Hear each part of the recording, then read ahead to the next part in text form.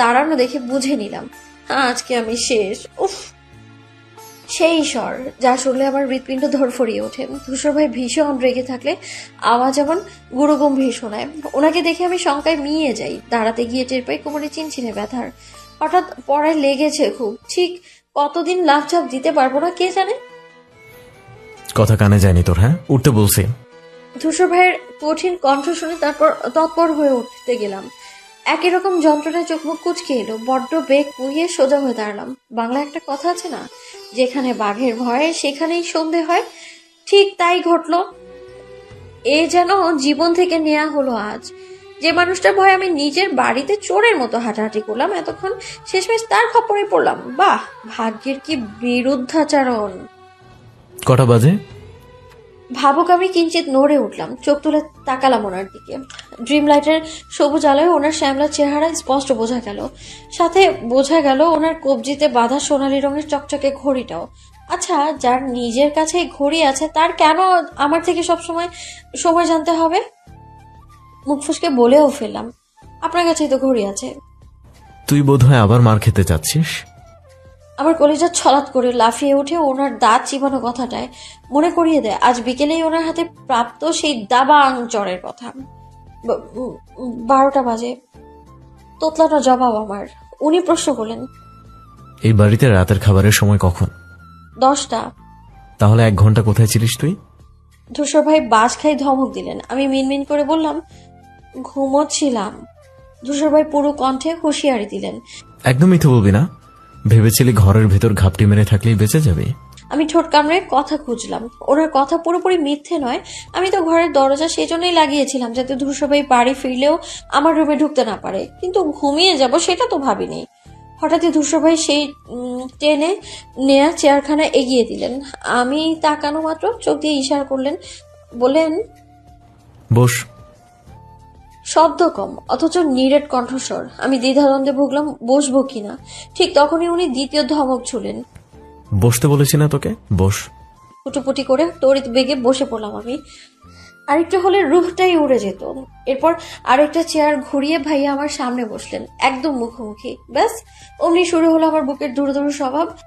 হৃৎপিণ্ড সামনে পিছনে সব দিকে সমান তালে লাফাচ্ছে। আমাকে নিয়ে ওনার মিটিং সভা বসানো খুব একটা স্বাভাবিক বিষয় নয়। নিশ্চয়ই কিছু ঘটাবেন, না হলে এমন কিছু বলবেন যাতে আমি চেয়ার ছেড়ে উল্টে পড়ি। আমার হাজারটা ভাবনার মধ্যে ধূসর ভাই নরম কণ্ঠে জিজ্ঞেস করলেন, তুই কি সত্যি ওই ছেলেটাকে ভালোবাসিস? পাগল হলেন? এই ছোটখাটো জীবনে কি মানুষ কি ওরকম ভুল করে? আপনার মতো একটা জলজ্যান্ত আইটেম রেখে আমি অমন গোবর গণেশের প্রেমে পড়বো কোন দুঃখে? এই কথাটাই আমার জিভ ঠেলে বের হলো না। চেষ্টা করলাম কিন্তু হলোই না। উল্টে অবশ অবশ ভাব নিয়ে ঝিমিয়ে থাকলো মুখ গহরে। ধূসর ভাই একদম আমার সম্মুখে বসে আছেন। যেখানে ওনাকে দেখলেই আমার বুকে 101টা হাতুড়ি পেটা হয়, সেখানে কি অবস্থা আমার এখন বলার অপেক্ষা রাখে না নিশ্চয়ই। সত্যি বলতে আমার ভীষণ রকম নার্ভাস লাগছে, সাথে লজ্জা লজ্জাও পাচ্ছি। তোকে কিছু জিজ্ঞেস করেছি পেও? ফের ওনার আওয়াজ ভেসে এলো, আর আমার মনের প্রেম প্রেম ভাবটুকু পালিয়ে গেল দূরে। ঠিক এইরকমটাই প্রত্যেকবার আমার সঙ্গে করছেন উনি। যখনই ওনাকে নিয়ে দারুণ কিছু ভাবতে বসি, এমন ভাবে ডাকবেন, তাকাবেন, কথা বলবেন যেন কি না কি পাপ করেছি আমি। আমার সব ভালোবাসা বেলুনের মতো চুপসে দিতে ওনার জুড়ি নেই। আমার কাঁধে পুরনো সেই জেদটা চেপে বসলো। ধূসর ভাইকে আরেকটু বাজিয়ে দেখতে উপর নিচ মাথা দুলিয়ে বললাম, হ্যাঁ। ভাইয়া তৎক্ষণাৎ ঘষে বসালেন লোহার চেয়ারের হাতলের উপর। ভীত সন্ত্রস্ত হয়ে কেঁপে উঠলাম আমি। চমকে তাকালাম ওনার দিকে। উনি আমাকেই দেখছেন। চাহনিতে রুষ্টতা, ক্ষুব্ধতা স্পষ্ট। ঠিক মিনিট খানেক চেয়ে রইলেন। সুনিপুণ প্রণিধানে নিরীক্ষণ করলেন যেন। আস্তে ধীরে খেয়াল করলাম ওনার ক্রোধিত দৃষ্টি বদলাচ্ছে, শিথিল হচ্ছে। ধূসর ভাই হঠাৎই মুচকি হেসে বললেন, বোকামে, মিথ্যে বলতেও যোগ্যতা লাগে যেটা তোর নেই। উনি উঠে দাঁড়ালেন। কৌতূহল আমার ভ্রু বেঁকে গেল। মানে, এটা কেমন কথা? আমি মিথ্যে বলেছি? কি মিথ্যে বলেছি আমি? ধূসর ভাই যাওয়ার জন্য পা বাড়লেন। আমার কথায় ফিরে তাকিয়ে বললেন, ভদ্র মেয়ের মতো চুপচাপ খেয়ে ঘুমিয়ে পড়। এই কথাটা দ্বিতীয়বার বলতে হলে তোর কপালে দুঃখ আছে পেও। শীতল হুমকি দিয়ে গেলেন উনি। আমি তবদা খেয়ে চেয়ে রইলাম। যা ভাবলাম তার কিছুই হলো না। ভয়ে সিটিয়ে থাকা উনি তো শাস্তিই দিলেন না। আমার তনু মন কালো মেঘে ভরে উঠলো। অন্য কাউকে ভালোবাসার কথা বলেও ভাইয়ার এত সহজ সুলভ ভঙ্গি আমি তো কিছুতেই মেনে নিতে পারলাম না। কেন উনি উনি কেন কোনো প্রতিক্রিয়া দেখালেন না? তখনকার ওই থাপ্পড়টাকেও ভীষণ হালকা অনুভূত হলো। আমি যদি আপুর সামনেও বলতাম কাউকে ভালোবাসি, সেও নিশ্চিত এইভাবেই আমায় মারতো, শাসন করতো। ধূসর ভাই কি সেই অর্থেই একজন ভাইয়ের দায়িত্ব পালন করলেন? উনি সত্যি আমায় ভালোবাসেন না? আমার খিদে পালিয়ে গেল, উবে গেল, গাল ব্যথা, চোখের কোটর ভরে উঠল। নিজের প্রতি অভিমানের রাগে, একতরফা প্রেমের যন্ত্রণা ভয়ানক। যেই মরণ ফাঁদে পা দেয় সে ছাড়া কেউ বুঝবে না সেই অনুভূতি। আমার এক সমুদ্র প্রেম ফিকে হয়ে গেল আজ। চোখ থেকে জলটা গাল অব্দি আসার আগে মুছে নিলাম, চুপচাপ ঘরের জন্য পা বাড়লাম। যদি একটি বারও পারতো সব চিন্তা ভুলে আসতে, আমি সব হারাতাম তাকে পেতে। হায়, কবে পায়ের শিকল খুলবে, আমার প্রেমের পর্দা উঠবে। আমি চেয়ে থাকি সেই দিনের সীমানায়। বোঝে না, সে বোঝে না। কানে হেডফোন গুঁজে ফুল ভলিউমে গান শুনছিলাম, সাথে হৃদয় তোলপাড় করে কান্না পাচ্ছিল।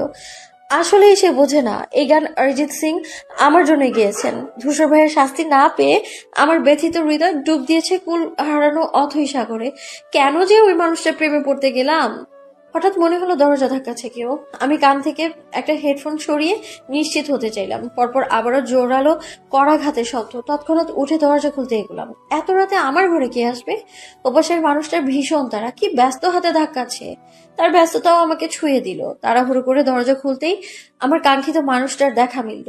ধূসর ভাই, পরে কালো হাফ হাতা টি শার্ট আর চেক চেক ট্রাউজারে যেন পুরো টসটসে স্ট্রবেরি। আমার এতক্ষণের মন কষ্ট সব ছুটে পালালো ধূসর ভাইয়ের রূপ দেখে।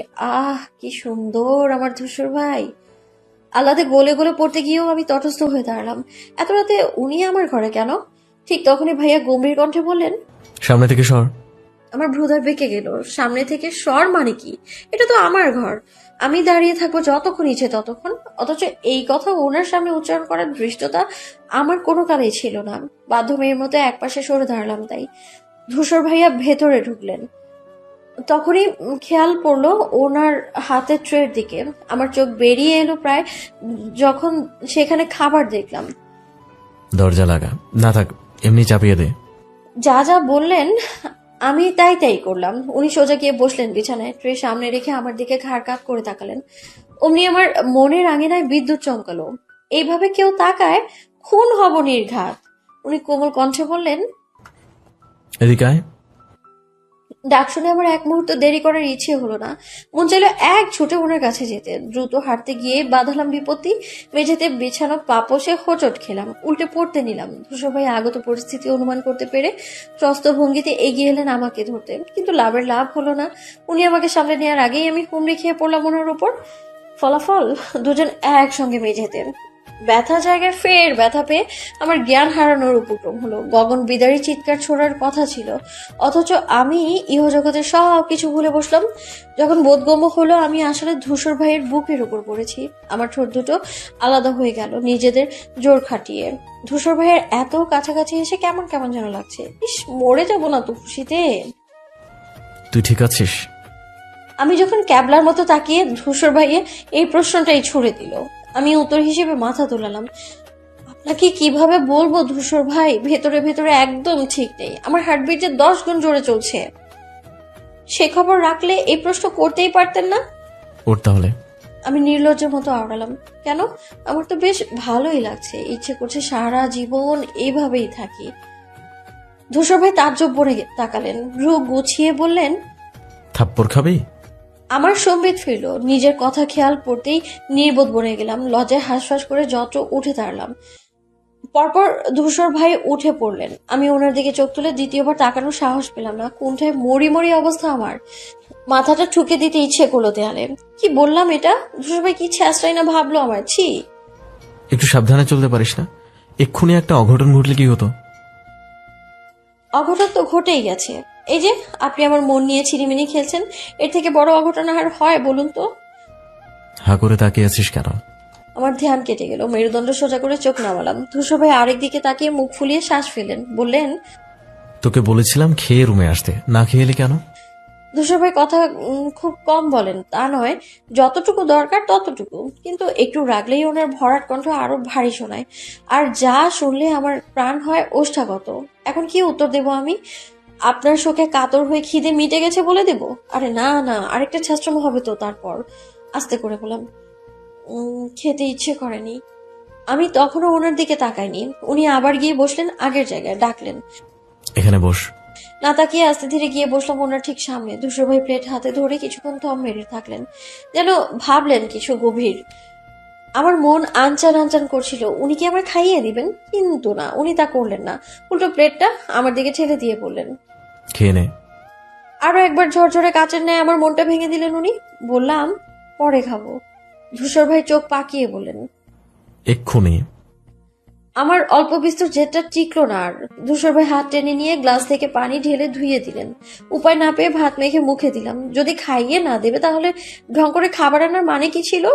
আমি তীব্র অনীহা নিয়ে খাবার চিবোতে চিবোতে ওনার দিকে তাকালাম। যেই মাত্র চেয়েছি উনি চট করে দৃষ্টি ফেরালেন। আমি সতর্ক হলাম, উনি কি তাহলে আমাকেই দেখছিলেন এতক্ষণ? ধূসর ভাই পকেট থেকে ফোন বের করলেন, উঠে গিয়ে চেয়ারে বসলেন। আর আমি খেতে খেতে এক ধ্যানে চেয়ে থাকলাম ওনার মুখের দিকে। আমাদের পরিবারের সবাই সুদর্শন বলতে সাদিক ভাইকে গণনা করে। ফর্সা, গোলগাল, স্বাস্থ্য উন্নত, কিন্তু আমার পৃথিবীর শ্রেষ্ঠ সুন্দর পুরুষটি হলেন ধূসর ভাই। ওনার গায়ের রং শ্যামলা, অথচ বাকি সবটা মন কাড়া। আমার কাছে ধূসর ভাই মানে আস্ত একটা ডেইরি মিল্ক। কথা বলে না, পাগলের সুখ মনে মনে। আমারও হয়েছে সেই রোগটা। ধূসর ভাই আমায় ধমকালেও আমার মনে হয় উনি আমাকে ভালোবেসে ধমক দিলেন। উফ, আমি আর বেশি দিন বাঁচবই না। এই নিষ্ঠুর ধূসরের প্রেমে শহীদ হব কনফার্ম।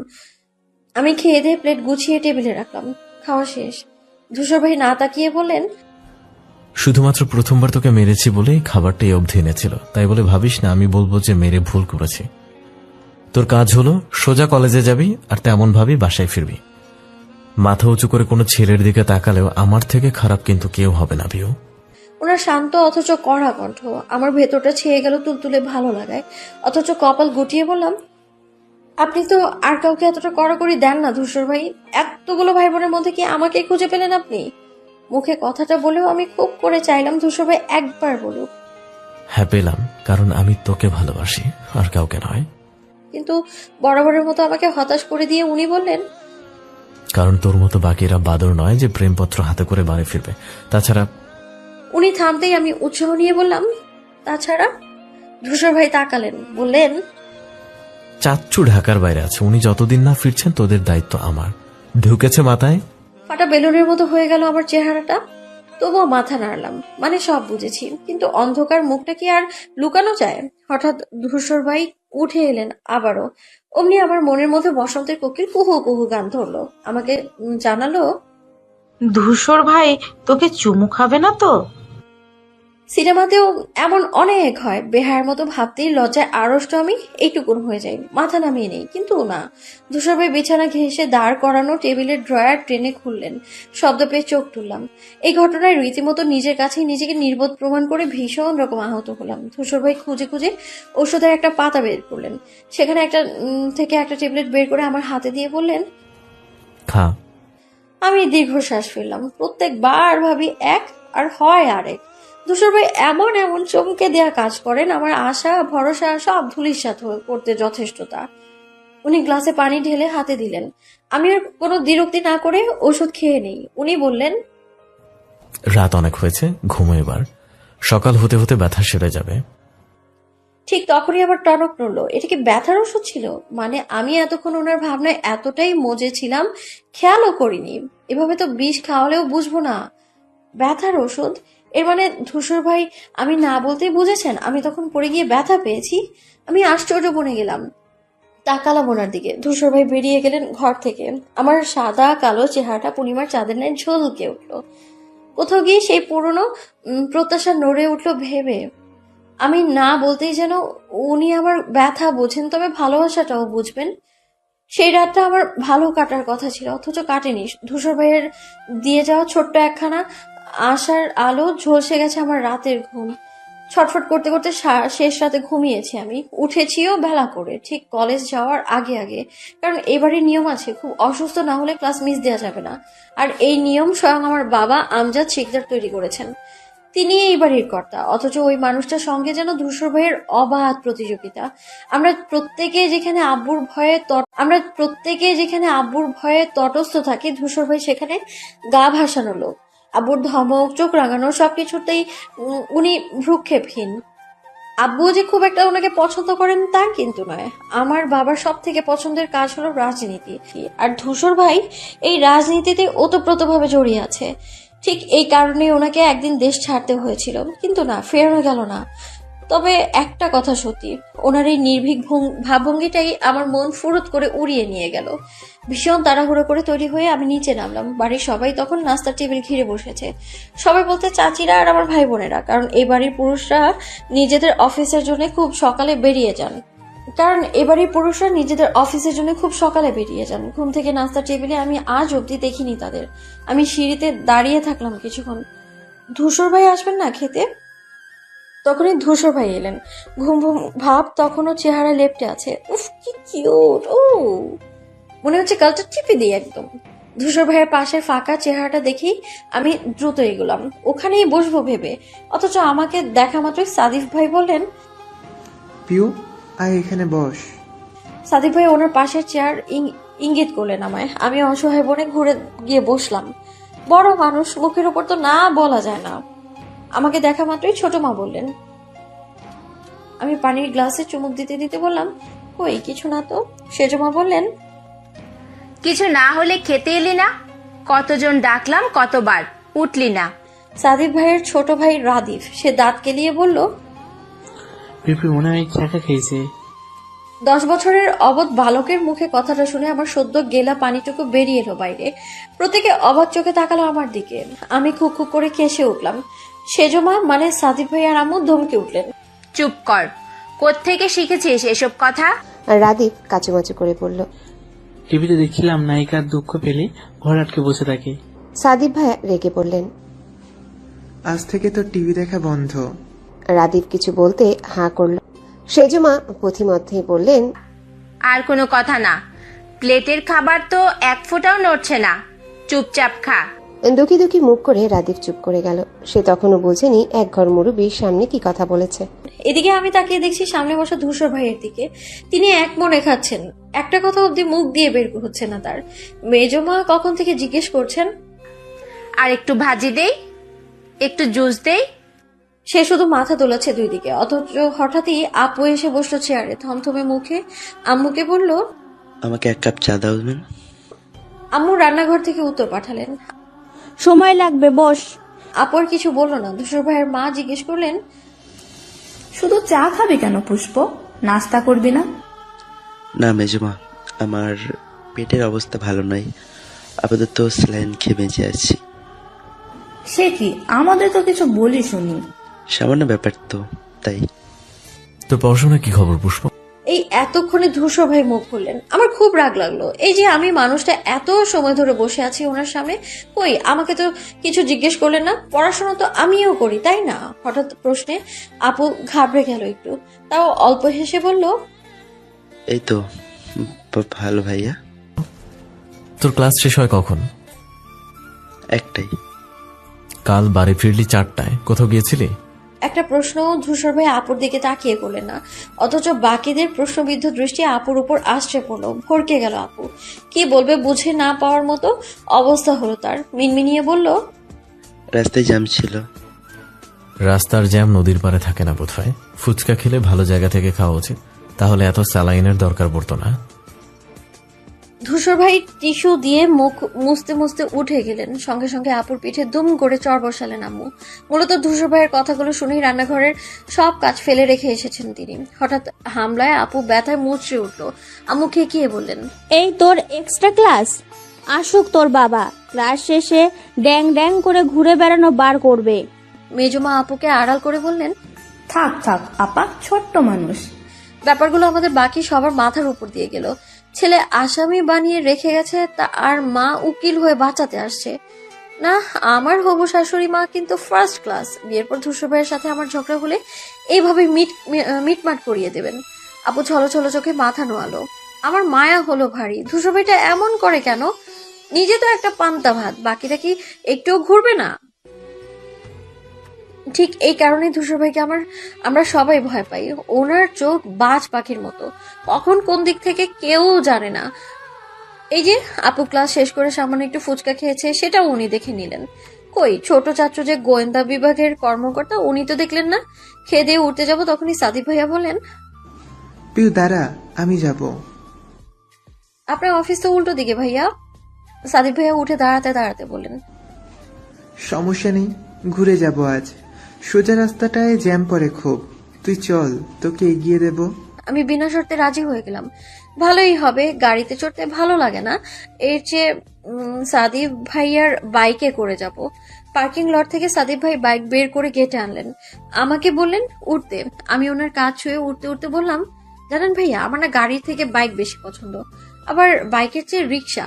সাদিক ভাইয়া হাসলেন, বললেন না কিছু। আমার হঠাৎ চোখ পড়লো দোতলার দিকে, ধূসর ভাই বারান্দায় দাঁড়ানো, এদিকেই তাকিয়ে। সাদিক ভাইয়া বাইক চালু করলেন, আর আমি চেয়ে দেখলাম আমার দিকে তাকিয়ে থাকা ধূসর ভাইয়ের কটমটে চিবুক। ধূসর ভাই কি রাগ করলেন বা হিংসে? সারাটা কলেজ আমি রবিনকে তন্ন তন্ন করে খুঁজেছি, ক্লাসে তো পাইনি, এমনকি ফোনেও না। গতকাল ধরে লাগাতার ফোন দিয়েছি, অথচ ছেলেটা ধরেনি। সেই যে শেষবার পালাতে বললাম, তারপর আর না। ধূসর ভাই ওকে পেলেন কিনা, ওর সাথে দেখা হলো কিনা, কি বললেন, এসব জানার জন্য আমার ভেতরটা আকুপাকু করছিল। ধূসর ভাই ওকে পেলে আমি মিথ্যে বলেছি, অমন কেন বললেন? আমি জানি হতছাড়াটা ইচ্ছে করে আমার ফোনটা রিসিভ করছে না, হয়তো ভাবছে আমার ফোন থেকে ধূসর ভাই ওকে কল করছেন। সত্যি কি আজগুবি চিন্তা মানুষের। আমার অস্থির অস্থির মনটা খুব বেশিক্ষণ শান্ত থাকতে পারলো না। টিফিন পিরিয়ডে তামিমকে একা দেখেই ছুটতে গেলাম ওর কাছে। রবিনের কাছের বন্ধু ওই, গিয়ে জিজ্ঞেস করলাম, রবিন আসেনি কেন কলেজে? আমার অতর্কিত প্রশ্নে তামিম খানিক হতভম্ব হলো।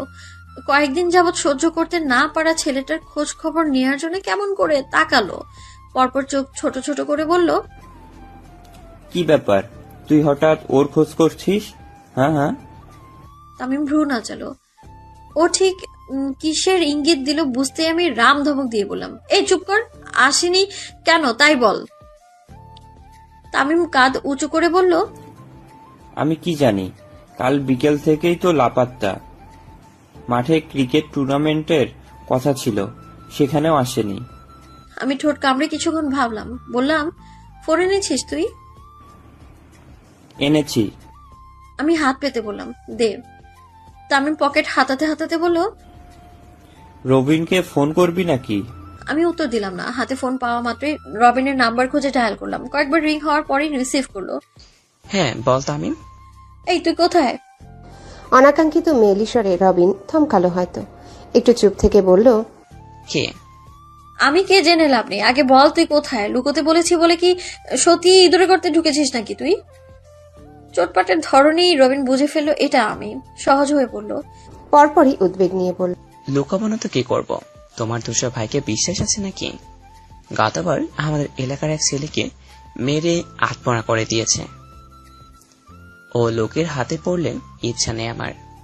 আমি যদি বুঝতাম তুই ওনাকে গিয়ে নালিশ করে দিবি, বিশ্বাস কর কোনোদিন তোকে আমি দেওয়ার ভুল করতাম না। এখন তার খেসারত হিসাবে আমাকে চান হাতে নিয়ে বসে থাকতে হচ্ছে। আমার ভীষণ হাসি পেল। গত 15 দিন যাবৎ রবিন আমার পেছন ছুপ ছুপ করছিল, তুই সম্বোধনটা চট জলদি পাল্টে গিয়েছিল তুমিতে। আর আজ ধূসর ভাইয়ের ভয়ে জায়গার গরু জায়গায়। ঠোঁট চেপে হেসে বললাম, আছিস কোথায়? রবিন থমথমে কণ্ঠে জানালো, বগুড়া এসেছি নানার বাড়িতে। আমি চোখ কপালে তুলে বললাম, কি? একটু আগের আটকে রাখা হাসিটা প্রচন্ড শব্দে বেরিয়ে এলো। এবার চোখ পিট পিট করলো, আগামাথা বুঝলো না কিছুই। কেন এত হাসছিস? আমি হাসতে হাসতে বললাম, এই সাহস নিয়ে তুই এসেছিলি আমার সাথে প্রেম করতে? ভিতর ডিম কোথাকার, থাক ওখানেই থাক, রাখছি আমি। রবিনার পাল্টা উত্তরের সুযোগই পেল না।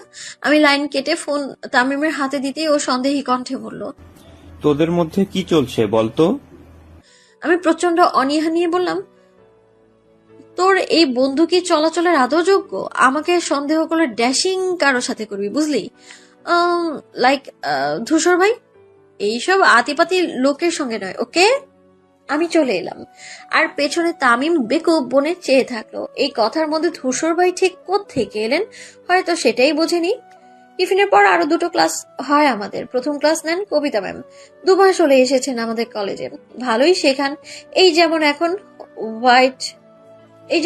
হোয়াইট বোর্ডে গ্রামার বোঝাচ্ছেন তিনি, সাথে সহজ করে বিশ্লেষণ করে দিচ্ছেন। অথচ আমার মনোযোগ ওই দিকে নেই। আমার মস্তিষ্কের প্রতিটি নিউরনে ছুটছে ধূসর ভাইয়ের নাম।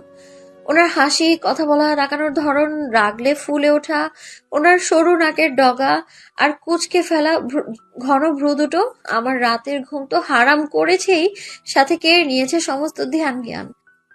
বোর্ডে ম্যামের লেখা একটা লাইনও খাতায় তুলিনি আমি, উল্টো ধূসর ভাই লিখে পুরো পাতা ভরিয়ে ফেললাম।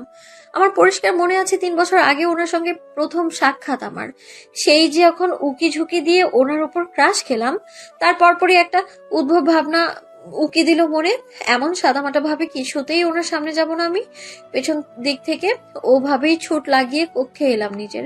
তাড়াহুড়ো করে ঝুঁটি বাঁধা চুল খুলে দিলাম, কপালে টিপ পড়লাম, হাতে ডজন খানেক কাচের চুড়ি, চোখে কাজল আর ঠোঁট ভর্তি লিপস্টিক মেখে ফের ছুটলাম বসার ঘরের উদ্দেশ্যে। ধূসর ভাই লম্বায় আমার কাছে পাহাড়ের সমান, ওনার কাছে আমাকে এইটুকুন মনে হবে ভেবে সুচালো হিল অবধি পড়েছিলাম পায়ে। সমস্ত আত্মীয় স্বজন ওনাকে ঘিরে বসেছিল। দেশের বাইরে কেমন কাটলো, শুকিয়ে গেল কেন, খাওয়া দাওয়া করে না কেন, এরকম হাজারটা প্রশ্নের মধ্যেই সেজমা হঠাৎ আমাকে দেখেই বললেন, আরে পিউ, কোথায় ছিলিস তুই? আয় এদিকে আয়, ভাইয়ের সাথে কথা হয়েছে তোর? ঠিক তখনই ধূসর ভাই ঘাড় ঘুরিয়ে তাকালেন। আমার মনে হলো দৃষ্টি নয়, যেন তলোয়ার নিক্ষেপ করলেন উনি, যেটা নিমিষে বক্ষ পিঞ্জর এফোর ওফোর করে দিয়ে চলে গেল, পাথর বানিয়ে রাখলো আমাকে। আম্মু বললেন, দাঁড়িয়ে আছিস কেন? চাচি ডাকলেন না? ওই দিকে আয়। আমি এদের কি করে বোঝাবো আমি দাঁড়িয়ে নেই? পা দুটোই চলছে না আসলে। কিভাবে চলবে? এই যে ধূসর ভাই এইভাবে চেয়ে রয়েছেন, এরপরেও আগাবো কার সাথে? আমি খুব কষ্টে পা বাড়ালাম হাঁটতে। হিল পরার অভ্যেস একদমই ছিল না আমার, হিল জুতোও নেই, তাই পড়েছিও আপুরটা। দুপা হাঁটতে গিয়ে জুতো কাত হলো আমার, আর ধপাস করে আমি পড়ে গেলাম ফ্লোরে। এক ঘর মানুষের মধ্যে আমার ইজ্জতের দফা রফা করতে সেটুকুই যথেষ্ট ছিল। ঘর ভর্তি মানুষ হু হা করে হেসে উঠেছিল আমার অবস্থায়, আর আমি তো রাগে দুঃখে অপমানে ভ্যা ভ্যা করে কেঁদে দিয়েছিলাম। ওভাবে ধূসর ভাইয়ের সাথে ঘটেছিল প্রথম আলাপ। এরপর 1000 বার ওনার সামনে আছাড় খেয়ে পড়েছি, কখনো ওনার রুমে, কখনো আমার রুমে, কখনো ওনার থেকে পালাতে গিয়ে, কখনো ওনার কাছে পৌঁছতে গিয়ে। আমি মানুষটাই এরকম আন্দাজহীন, আর এইসবের জন্য দায়ী ধূসর ভাই। মনটা তো নিলেনই, সাথে নিয়ে গেলেন আমার চিন্তা চেতনা। কি ফাজিল লোক! হাসছো কেন তুমি? আচমকা এমন কর্কশ ভাষা শুনে চমকে উঠলাম। ধূসর ভাইয়ের ধ্যান কেটে গেল। তটস্থ হয়ে আশেপাশে চেয়ে বুঝলাম পুরো ক্লাস আমার দিকে তাকিয়ে। ম্যাম তো রীতিমতো সরু চোখে দেখছেন আমায়। এতগুলো দৃষ্টিতে ভ্যাবাচাকা খেলাম আমি। ম্যাম রেগে বললেন, স্ট্যান্ড আপ। আমি কাঁচোমাচো হয়ে দাঁড়ালাম। ম্যাম এগিয়ে এলেন। আমি ক্লাস করাচ্ছি আর তুমি হাসছো? হাসার কিছু ঘটেছে এখানে? আমি মাথা নিচু করে দুপাশ তুলালাম। বলতে বলতে দেখলাম ম্যাম আমার খাতা খুলে হাতে তুলছেন। আমার চোয়াল ঝুলে পড়লো, কলিজা লাফ দিল ভয়ে, ঠোঁট দুটি বিড়বিড় করলো। সর্বনাশ! ম্যাম পৃষ্ঠাভর্তি ধূসর ভাই লেখাটা দেখে কটমট করে তাকালেন, ক্ষেপে একাকার হয়ে বললেন, আউট! এক্ষুনি ক্লাসের বাইরে গিয়ে কান ধরে দাঁড়াও। আমি মুখ কালো করলাম, ঠোঁট উল্টে গুটি গুটি পায়ে ক্লাসের বাইরে চলে গেলাম। ম্যাম ভেতর থেকে উঁচু কণ্ঠে বললেন, কান ধরো। তৎক্ষণাৎ কান ধরে দাঁড়ালাম। ক্লাসের ভেতরের কতগুলো ছাগল আমাকে দেখে দাঁত কেলিয়ে হাসছে। ইচ্ছে তো করছিল ইট দিয়ে বাড়ি মেরে দাঁতগুলো ভেঙে দিয়ে একদম। তোরা কান ধরলে ছবি তুলে রাখবো, দেখিস। পুরো কলেজ দেখছে আমি কান ধরেছি, কিন্তু আমার একটুও খারাপ লাগছে না। ভালোবাসার জন্য মানুষ কত কি করে, আর আমি একটু কান ধরতে পারবো না?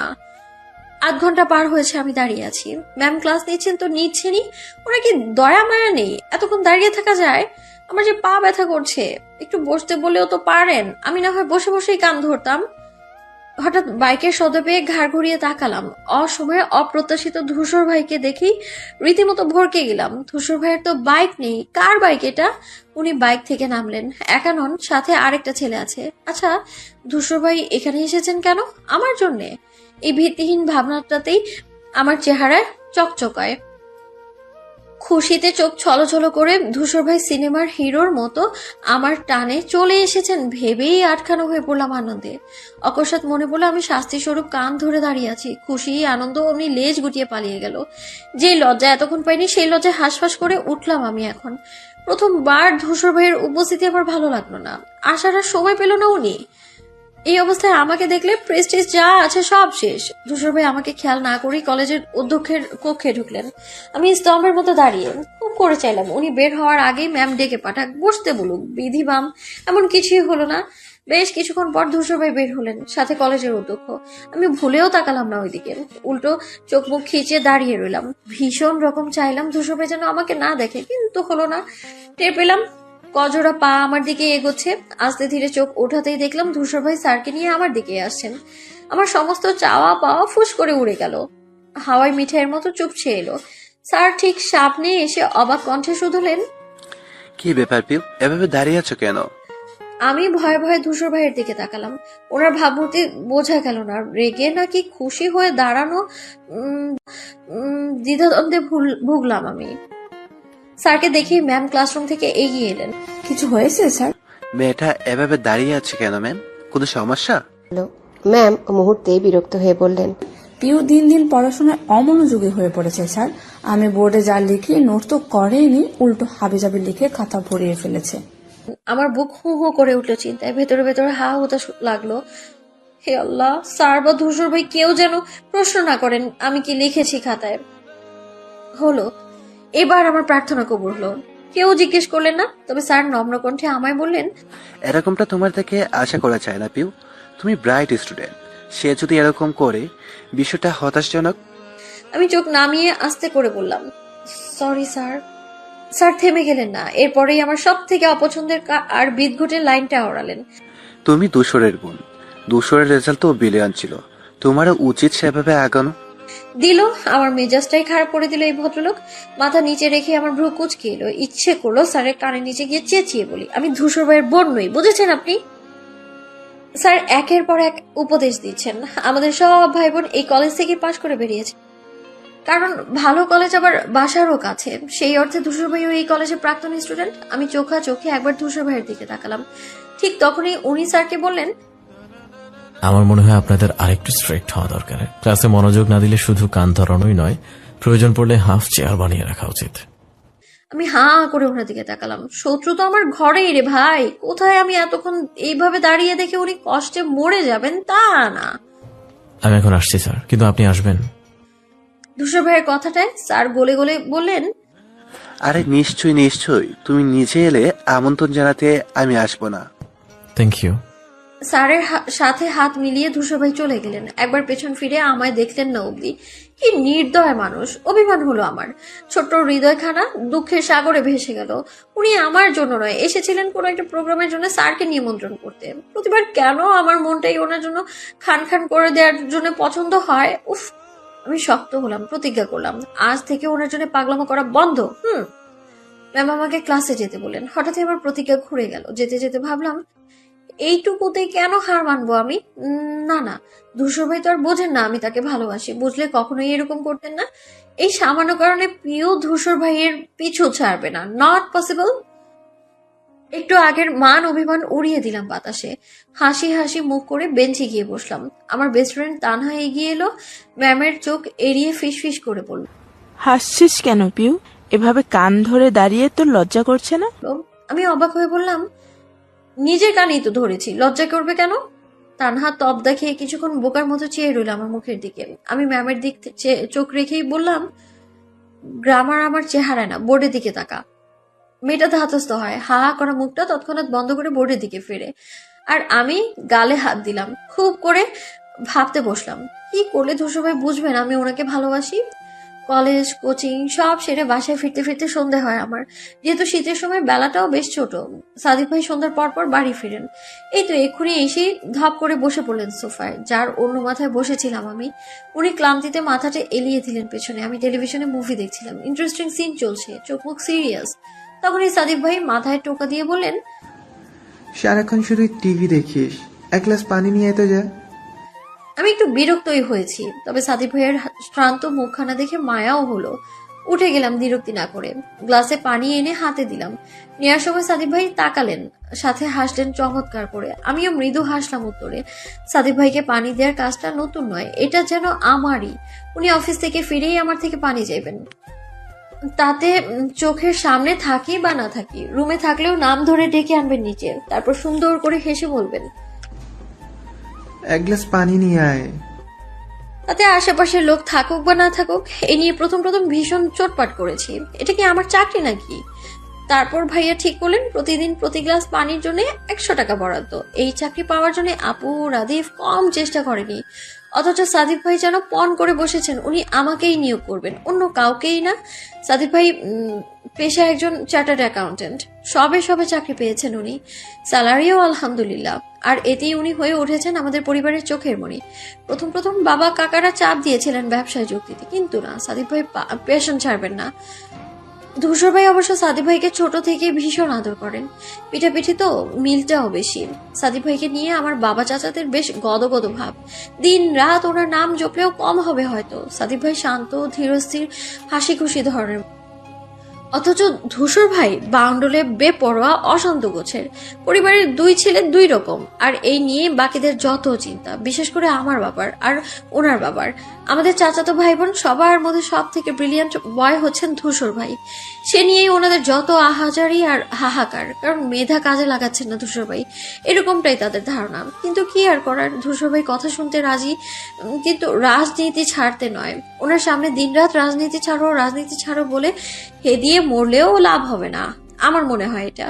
অন্যদিকে মা চাচিদের আদরের দুলাল হচ্ছেন ধূসর ভাই, সেজমা তো মাঝে মধ্যে ভুলেই যান ওনার আপন ছেলে কোনটা। 2 ভাই খেতে বসবে, কিন্তু সেজমা খাতির যত্নে ভরিয়ে দেবেন ওনাকে। সাদিক ভাই চটপটে ভঙ্গিতে গ্লাস ফাঁকা করলেন, লম্বা করে শ্বাস ফেলে আমার দিকে এগিয়ে দিলেন। আমি কপাল গুটিয়ে বললাম, আপনার খুব তাড়াতাড়ি বিয়ে করা দরকার সাদিক ভাইয়া। প্রথমবার আমার থেকে ধারণাতীত কিছু শুনে ভাইয়া অবাক হলেন। কেন? এই যে আপনাকে পানি দিতে গিয়ে আমি মুভির কত কিছু মিস করি, একটা ভাবি থাকলে এটা আর হবে না তো। ফ্রিতে খাওয়াস, স্যালারি দেই না? আমার কথা আটকে গেল। আসলেই তো, আমিও কোনোভাবে সাদিক ভাইয়ের বেতনভুক্ত কর্মচারী। সাদিক ভাই উঠে দাঁড়ালেন রুমে যাবেন বলে, তবে যাওয়ার আগে কণ্ঠ খাদে নামিয়ে বললেন, এই রহস্য একদিন বুঝবি পিউ, আর একটু বড় হ, তারপর বলবো। ভাইয়া চলে গেলেন। আমি কৌতূহলী হয়ে চেয়ে রইলাম সেই দিকে। 18তে পা দেব আর কত বড় হব? আর কি এমন কথা যা তখন বলবেন, এখন না? ধূসর ভাইকে সকালে নাস্তা টেবিল ছাড়া পাওয়া যায় না, উনি খুব কম খেতে বসেন সবার সাথে। দুপুরে তো আমরা ছড়িয়ে ছিটিয়ে থাকি, রাতে উনি ফেরেন খাওয়া দাওয়ার পর। অবশ্য তা এই কদিন যাবত, কারণ ওনাদের দলের মেয়র নির্বাচন সামনে, সে নিয়ে ছুটোছুটি করছেন। আজ শুক্রবার, একমাত্র সাদিক ভাই ছাড়া বাকি সকলের ছুটির দিন। ধূসর ভাই এই দিনেও বাড়ি থাকেন না। উনি খুব চেষ্টা করেন যাতে আব্বু চাচু এদের সামনে না পড়তে হয়। পড়লেও তাদের এক প্রশ্ন, ব্যবসায় জয়েন করবে কবে আর কত রাজনীতি করবে। এবার এসব ছাড়ো, এসব শুনে শুনে আমার নিজেরই কান পচে গেছে। সেখানে ধূসর ভাইয়ের না জানি কত খারাপ অবস্থা। আজ সকালে আমি আগে এসে চেয়ারে বসেছি, যত্ন করে পাশের চেয়ারটা খালি রেখেছি। ধূসর ভাই আসবেন, বসবেন এখানে। রাদীপ বাদরটা খুব চেষ্টা করলো, অথচ আমি কিছুতেই ওকে বসতে দিলাম না। বয়সে ওর থেকে 8 বছর বড় হলেও সমান তালে বাচ্চামো করলাম আমি।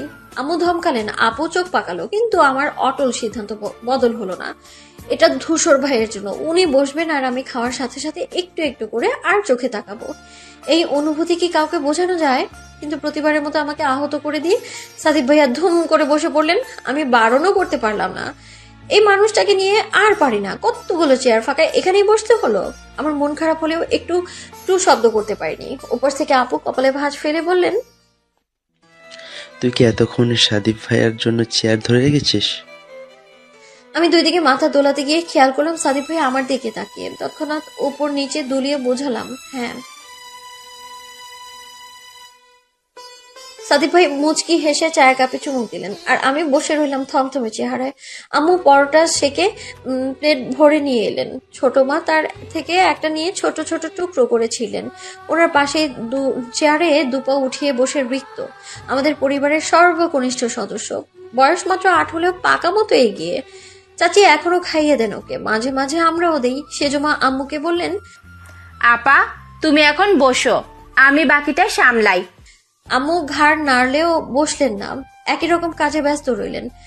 বাড়ির বড় বউ হওয়ায় ওনার কাঁধে দায়িত্বের ভীষণ চাপ। এমনটা নয় যে কেউ চাপিয়ে দিয়েছে, আম্মু আসলেই এরকম, কাজ ছাড়া দুদণ্ড বসে থাকতে পারে না।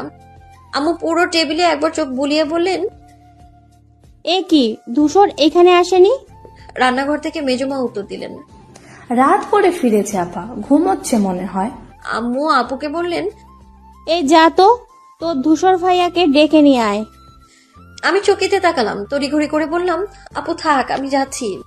অনুমতির তোয়াক্কা করলাম না, কেউ কিছু বলার আগে ছুট লাগালাম। সিঁড়ি দিয়ে উঠতে উঠতে ছোট মা সাবধান করলেন, কে শোনে কার কথা। আমি এক দৌড়ে ধূসর ভাইয়ের ঘরে ঢুকে গেছি। ওনার ঘরের দরজা চাপানো ছিল। আমার জোরালো ধাক্কায় দেয়ালের সঙ্গে লেগে বিকট এক শব্দ হলো, আর আমি থমকে দাঁড়ালাম, ভরকে গেলাম। চকিতে বিছানার দিকে তাকালাম, না, ধূসর ভাই জেগে যায়নি। মুখ ফুলিয়ে স্বস্তির নিঃশ্বাস ফেলে পিলপিল পায়ে এগিয়ে এলাম ওনার দিকে। ধূসর ভাই উপর হয়ে ঘুমোচ্ছেন, ভারী নিঃশ্বাস পড়ছে ওনার। কোমর অবধি টানা কম্বলে ওনার উদম শ্যামলা পিঠ উন্মুক্ত। এই শীতে কে খালি গায়ে শোয়? আমি তো পারলে আরো 10টা ব্ল্যাঙ্কেট গায়ে পড়তাম। আমি আস্তে ধীরে গিয়ে ওনার মাথার কাছে বসে পড়লাম। না, বিছানায় নয়, ফ্লোরে হাঁটু ভেঙে বসেছি। তারপর গালে হাত দিয়ে নিপুণ অভিনিবেশে দেখতে শুরু করলাম আমার ধূসর ভাইকে। ইস, কি নয়নাভিরাম মুখশ্রী ওনার!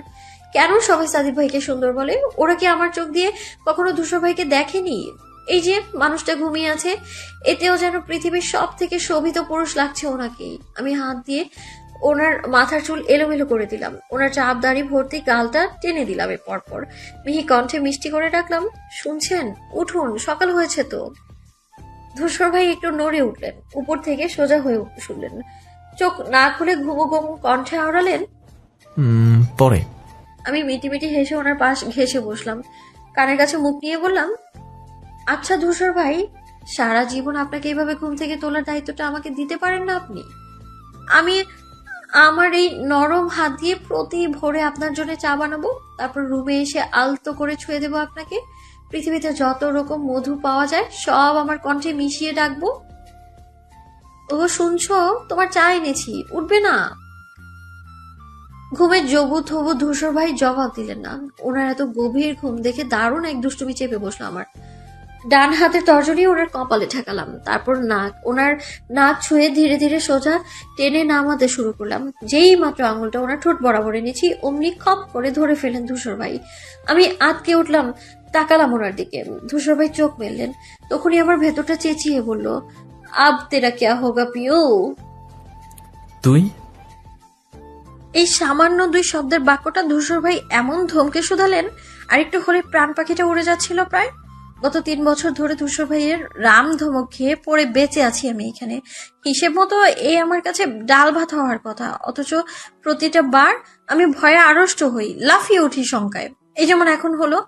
ওনার মুঠোয় থাকা আমার আঙুলটাও থরথরিয়ে কেঁপে জানান দিল আমি ডেঞ্জার জোনে বসে আছি, বাঁচতে হলে পালানো ফরজ। ধূসর ভাই রেগে গেছেন, এই তো ওনার চিকন নাক ফুলছে। শুয়ে থেকে উনি আমায় বকে ঝোঁকে আরাম বোধ করছেন না, হয়তো উঠে বসতে চাইলেন, কিন্তু আমি কি অত বোকা? যেই মাত্র আঙুলটা শিথিল করে ধরেছেন, অমনি সুযোগটা লুফে নিলাম আমি। তাৎক্ষণিক ত্রস্ত পায়ে দৌড় লাগালাম। পেছন থেকে ধূসর ভাই চেঁচিয়ে সাবধান করলেন, দাঁড়াবিও, পালাবি না বলছি। আমি কথা শুনে মেনে নেয়ার পাত্রী নই। ধূসর ভাই আমার হাতে পেলে খবর করে ছাড়বেন এই চিন্তা করে দাঁড়িয়ে থাকার মতো বেকুব পিও নয়। হ্যাঁ, এখানে থাকলে উনি যে খুব সমাদর করবেন তা তো আর না। ঠিক যেমন হুটোপুটি করে উঠেছিলাম, তেমনই ছুটে নিচে নামতেই দেখি আম্মু আর্তনাদ করে বললেন, হায় আল্লাহ, এই মেয়ে এমন ছোটাছুটি করে, কোন দিন পরে হাত পা ভাঙবে। আমি একেবারে টেবিলের কাছে এসে বসলাম, ব্রেক কষলাম, ত্রস্ত হাতে গ্লাস তুলে চুমুক দিলাম। ঘন শ্বাস নিতে দেখে সাদিক ভাই ভ্রু কুঁচকে বললেন, এভাবে হাঁপাচ্ছিস কেন? ভাইয়া ধাওয়া টাওয়া করেছিল নাকি? আপু তাল মিলিয়ে বললেন, ওর তো কাজই একটা, ধূসর ভাইয়ের ঝাড়ি খাওয়া। সবাই হু হা করে হেসে উঠল, এতে যেন ভারী মজার কিছু শুনলো। ছোট মা বললেন, আমার মুখটা শুকিয়ে এলো, ছোট ঠোঁট উল্টে ফেললাম কষ্টে। এরা আমার খারাপ সময় কি মজাটাই না নিচ্ছে। নিক, এমন একদিন আসবে যখন ধূসর ভাই রসগোল্লার চেয়েও মিষ্টি করে আমার সাথে কথা বলবেন। তখন সবার এই দাঁত কপাটি কোন গাছের মাথায় থাকে তখনই আমি দেখব। মেজমা আমার অন্ধকার মুখ দেখে এগিয়ে এলেন কাছে, মাথায় হাত বুলিয়ে বললেন, মন খারাপ করিস না, ধূসর তো একটু ওই রকমই, তুইও কেন শুধু শুধু ওকে ডাকতে গেলি? এটাও কোনো কথা হলো? উনি অমন বলে আমি ওনার কাছে যাব না? আমার প্রেম এত ঠুনকো নাকি মেজমা? সামান্য কারণে তোমার ছেলের সঙ্গ ত্যাগ করলে তুমিই তো বলবে আমার ছেলেটাকে কেউ ভালোবাসে না, দীর্ঘশ্বাস ফেলবে, পুত্রবধূ পালাতে চাইবে, আর এই ঝুঁকি পিও নেবে। কদাপি না। সাদিক ভাই মোলায়েম কণ্ঠে বললেন, আয় খেয়ে নে, মুখ কালো করে থেকে কি লাভ হবে। আমি লম্বা শ্বাস ফেলে ফের সাদিক ভাইয়ের পাশে গিয়ে বসলাম। আমার খালি প্লেটে উনি যত্ন নিয়ে পরোটা ভাজি তুলে দিলেন। তারও অনেক পরে ধূসর ভাই ঘর থেকে বের হলেন, একেবারে পরিপাটি হয়ে সিঁড়ি ভেঙে নামলেন। আমি মনের দুঃখে খাবার চিবোতে চিবোতে তাকালাম কেবল। অমনি ফিটফাট ধূসর ভাইকে দেখেই খাবার গলায় আটকে গেল। মুখটাকে হা করে চেয়ে রইলাম আমি ওনার দিকে। নেভি ব্লু শার্ট পরে হাতা গোটাতে গোটাতে নামছেন উনি। আমার মুখে অনেকবার শুনেছি নেভি ব্লু রংটা ফর্সাদের জন্যে, ওদের ভালো মানায়, কিন্তু না, ধূসর ভাইকে দেখে মনে হলো আম্মু সম্পূর্ণ ভুল। ধূসর ভাইকে তো ফাটাফাটি লাগছে, একেবারে আমার স্বপ্নের রাজপুত্রের আপডেট ভার্সন। সাদিক ভাইয়ের খাওয়া শেষ, তিনি হাত ধুতে উঠে গেলেন। ধূসর ভাই চেয়ার ফাঁকা দেখে আমার পাশেই এসে বসলেন। অমনি শুরু হলো আমার বুকে ধুকপুক ধুকপুক শব্দ। ওনার শরীর থেকে আসা বেলি ফুলের কড়া পারফিউমের গ্রানে আমার নাসারন্ধ্রের উথাল পাথাল শুরু হলো। খুশিতে ডগমগ হওয়ার আগেই মাথায় এলো একটু আগের কথা। চট করে অভিব্যক্তি বদলে গেল আমার। সকাল থেকে ধূসর ভাইকে পাশে বসানোর জন্য মরিয়া আমি, আর এখন যেন কিছুতেই ওনাকে পাশে মেনে নিতে পারলাম না।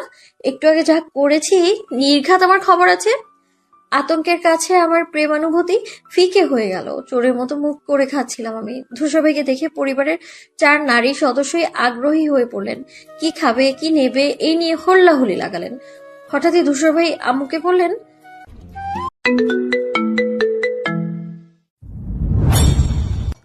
বড় মা, আমার মনে হয় পিউর পড়াশোনার প্রতি তোমাদের আরো সচেতন হওয়া উচিত। ও টিউটরকে বলে দেবে প্রয়োজন মতো সব রকম কড়াকড়ি দিতে। আমার খাবার তৎক্ষণাৎ বন্ধ হলো। আম্মু বুঝতে না পেরে বললেন, কেন রে বাবা, কিছু হয়েছে? আমি নিচের দিকে চেয়ে চোখ খিচে ঠোঁট কামড়ে ধরলাম। গতকাল আপুর পিঠে তালটা আজ আমার পিঠে পড়লো বলে। ধূসর ভাই থমথমে কণ্ঠে বললেন, ওকে তো আমি বই নিয়ে বসতেই দেখি না। যখনই দেখছি হয় টিভি দেখছে, না হলে ফোন টিপছে, না হলে বড়দের মাঝে বসে বসে কথা শুনছে। এরকম করলে পরীক্ষার রেজাল্ট কিরকম আসবে আন্দাজ করতে পারছো? আম্মু হাহাকার করে বললেন, আমি কি করব? উনি আমার কথা শোনে? সবাই তোল্লাই দিয়ে মাথায় তুলছে, একমাত্র তুই ছাড়া ওকে শাসন কেউ করে না, আর ও নিজেও কারো কথা শোনে না। ধূসর ভাই আর চোখে একবার আমাকে দেখে বললেন, এখন কি করতে চাইছো?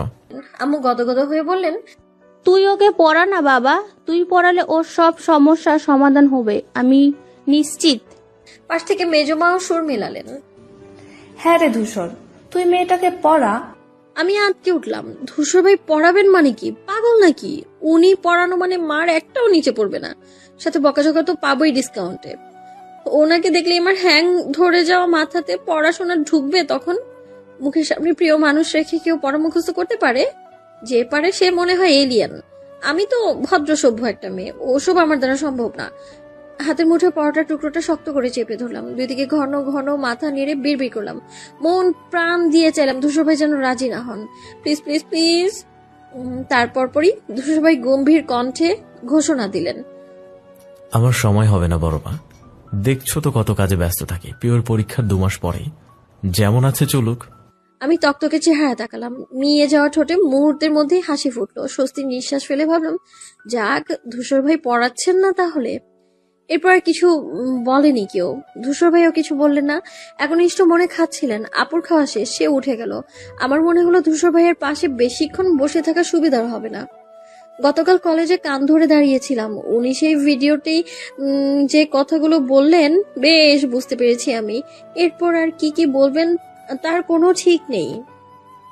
আমার কীর্তিকলাপের তো আর শেষ নেই। আমি তাড়াহুড়ো করে খাওয়া শেষ করলাম। আম্মু চাচিরা থাকতেই উঠে যাব, তা না হলে আবার বিপদের শঙ্কা শুরু হবে। কিন্তু না, খাওয়া শেষ করে উঠতেও পারলাম না। আমি যে একরকম পালাচ্ছি ঠিক বুঝতে পেরেছেন ধূসর ভাই। কি চতুর লোক, উফ। সেই মুহূর্তে টেবিলের নিচ থেকে আমার বাম হাতটা চেপে ধরলেন উনি। আমি বুদ্ধিভ্রষ্ট হয়ে তাকালাম। ভীত দৃষ্টি হয়ে এলো আমার মার্বেলের মতন। ধূসর ভাই আমার দিকে একবারও না দেখে আম্মুকে উদ্দেশ্য করে বললেন, তোমরা দাঁড়িয়ে থেকো না, আমি নিজের মতো নিয়ে নিচ্ছি খাবার। যাও, কোনো কাজ থাকলে করো। ওনার সুন্দর সাবলীল কথাটা মেনে নিলেন সকলে। ছোট মা রিক্তকে মুখ ধোয়াতে বেসিনে চলে গেলেন। পাকামো করে খেতে গিয়ে সব গায়ে মাখিয়েছে সে। সেজমা ঘরে গিয়ে আরো আগেই চলে গিয়েছেন। মেজমা আর আম্মু বাকি এটো থালা বাসনগুলো গুছিয়ে রান্নাঘরে ছুটলেন। পুরো টেবিলটা বসে রইলাম আমি আর ধূসর ভাই। গোটা ব্যাপারটা এত দ্রুত ঘটলো যে আমি না পারলাম কিছু বলতে আর না পারলাম কিছু করতে। প্রবল বেগে ভয় ধরে এসে গলা চেপে ধরলো। মিনমিন করে খাচ্ছিলাম, সেটাই যেন কাল হলো। এখন ধূসর ভাই চুপচাপ। এটাই যে ঝড়ের পূর্বাভাস। আমার মন কুগাইছে। কি করবেন ধূসর ভাই? আমার গভীর ভাবনার মধ্যেই ধূসর ভাই একটা হকচকিয়ে দেয়া কাণ্ড ঘটালেন। অকস্মাৎ হামলা চালিয়ে বাম কানটা টেনে ধরলেন আমার। এত জোরে ধরলেন যে মনে হলো ছিঁড়ে না ফেলা অব্দি থামবেনই না উনি। অতর্কিত আক্রমণে ভরকে গেলাম, ব্যথাও পেলাম, রীতিমতো মুখ বিকৃত করে ফেললাম আমি। ব্যথা পাচ্ছি ধূসর ভাই, ব্যথা পাচ্ছি তো। আমার আর্তনাদে ওনার মন গড়ল না, উল্টো শক্ত কণ্ঠে বললেন, আর করবি? আমি অসহায় চোখে তাকালাম। আগে পিছে না ভেবে জোরে জোরে মাথা নেড়ে বললাম, আর করবো না, কোনোদিন করবো না। আমার দোহাই আপনাকে, কানটা ছাড়ুন না। একটা কান না থাকলে বিয়ে হবে না তো। ধূসর ভাই দয়া দেখালেন, ছেড়ে দিতেই আমি ব্যস্ত হাতে চেপে ধরলাম কানটা। কিভাবে ধরেছে রে বাবা, উফ। আমি কান ডলতে ডলতে কাদো কাদো কণ্ঠে বললাম, এভাবে কেউ কান মলে? ধূসর ভাই বলেন, এখন যদি কানে আর না শুনি, ব্যথায় রাতে যদি জ্বর আসে, কাল যদি কলেজে না যেতে পারি, পড়তে না পেরে যদি পরীক্ষায় ফেল করি, দোষ কিন্তু আপনার, বলে দিলাম। ধূসর ভাই নাক মুখ কুচকালেন, দাঁত চিবিয়ে বললেন, টেনে একটা থাপ্পড় দিলে সব সেরে যাবে। আমি ঠোঁট উল্টে চুপ করে গেলাম। তখনও সমানে কান ডলছে। ধূসর ভাইয়ের ছোট ছোট চোখ আমাতেই নিবদ্ধ। পরপর সামনে চেয়ে বললেন, রাতে কি নেশা করে ঘুমাস? অযৌক্তিক একটা প্রশ্ন না? ধূসর ভাইয়ের মতো মানুষের মুখে এইরকম কিছু শুনে তো আমি অবাক হয়ে বললাম, ও মা, আমি নেশা করব কোন দুঃখে? ধূসর ভাই তাকালেন, বড় শীতল সেই দৃষ্টি। আমি সঙ্গে সঙ্গে চোখ আনলাম নিচে। ও চোখে বেশিক্ষণ চেয়ে থাকলেই যেন মৃত্যু দেখি নিজের। উনি বললেন, আমার মনে হয় তোর মাথায় আজকাল সমস্যা দেখা দিচ্ছে। চাচ্চু ফিরলে বলবো তোকে ভালো দেখে একটা অ্যাজাইলমে দিয়ে আসতে। না চাইতেও তাকালাম। আবার প্রচন্ড কৌতূহলী হয়ে বললাম, কেন, কি করেছি আমি? ধূসর ভাই একটু চুপ থেকে বললেন, ভুলভাল জায়গায় পাগলামো করছিস। আমি না বুঝে ভ্রুকুঞ্চিত করলাম। ধূসর ভাই আরেক দিকে চেয়ে ঠোঁট ফুলিয়ে বড় করে নিঃশ্বাস ফেললেন। চোখা চোখে ফিরলেন আবারও। অকস্মাৎ আমার মুখের দিকে ঝুঁকে এলেন, একদম চোখের দিকে চেয়ে শুধালেন, তুই কি বোকা পিও? যে সময়টা তোর পৃথিবীর রঙে রঙে রাঙানো উচিত, সে সময়ে বর্ণহীন রঙের প্রতি এত কেন আকর্ষণ? কঠিন কঠিন কথাগুলো অর্থ বুঝে উঠতে পারিনি, সব আমার মাথার উপর দিয়ে গেল। অথচ আমি বিন্দুমাত্র আগ্রহ দেখালাম না মানে বোঝার। উল্টো মুগ্ধ হয়ে চেয়ে রইলাম ধূসর ভাইয়ের চোখ দুটোর দিকে। আমার মনে প্রশ্ন জাগলো, এই নেত্রোদয় আমায় দেখে সম্মোহিত হয়েছে কোনোদিনও? একতরফা প্রশ্নের জবাব কখনো আসে না। সে দোনামোনা করে লতিয়ে পড়ে মাটিতে।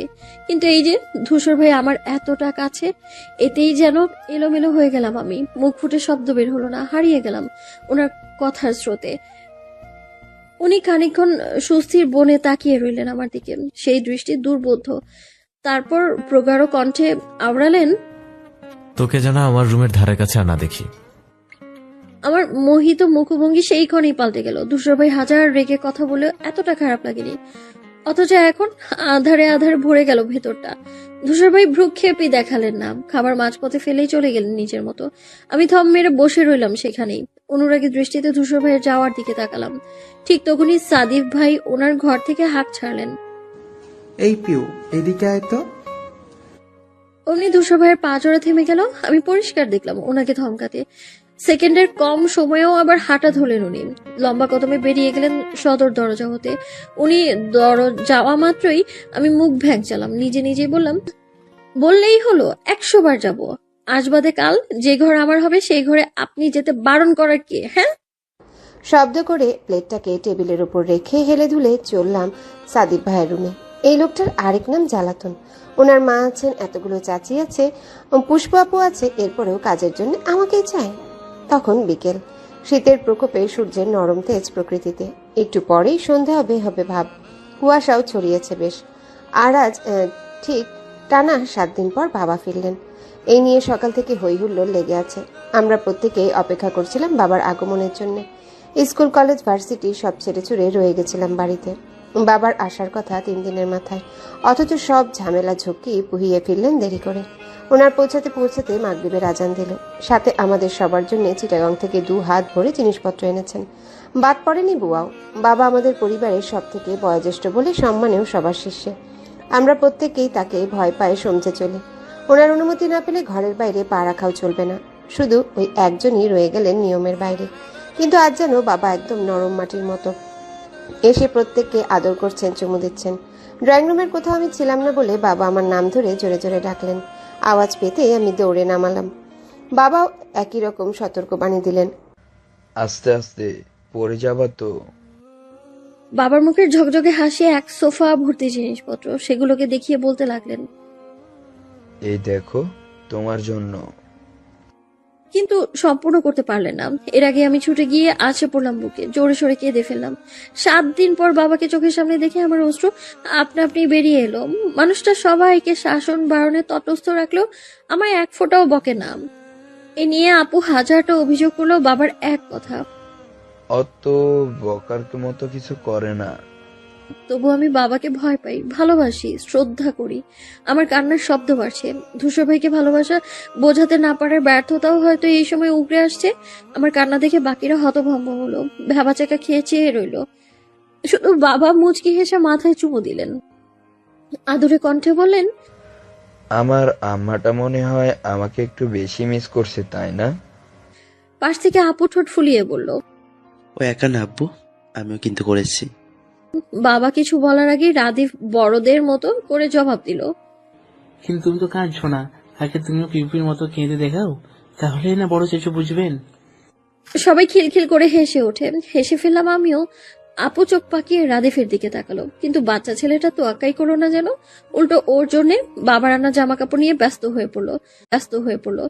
সাদিব ভাই অফিস থেকে তাড়াতাড়ি ফিরলেন। মূলত বাবা আসবেন জেনেই উনি এক কাঠি উপরে গিয়ে এসেই বাবার পা ছুঁয়ে সালাম করলেন, সাথে অমায়িক হেসে শুধালেন, কেমন আছেন চাচ্চু?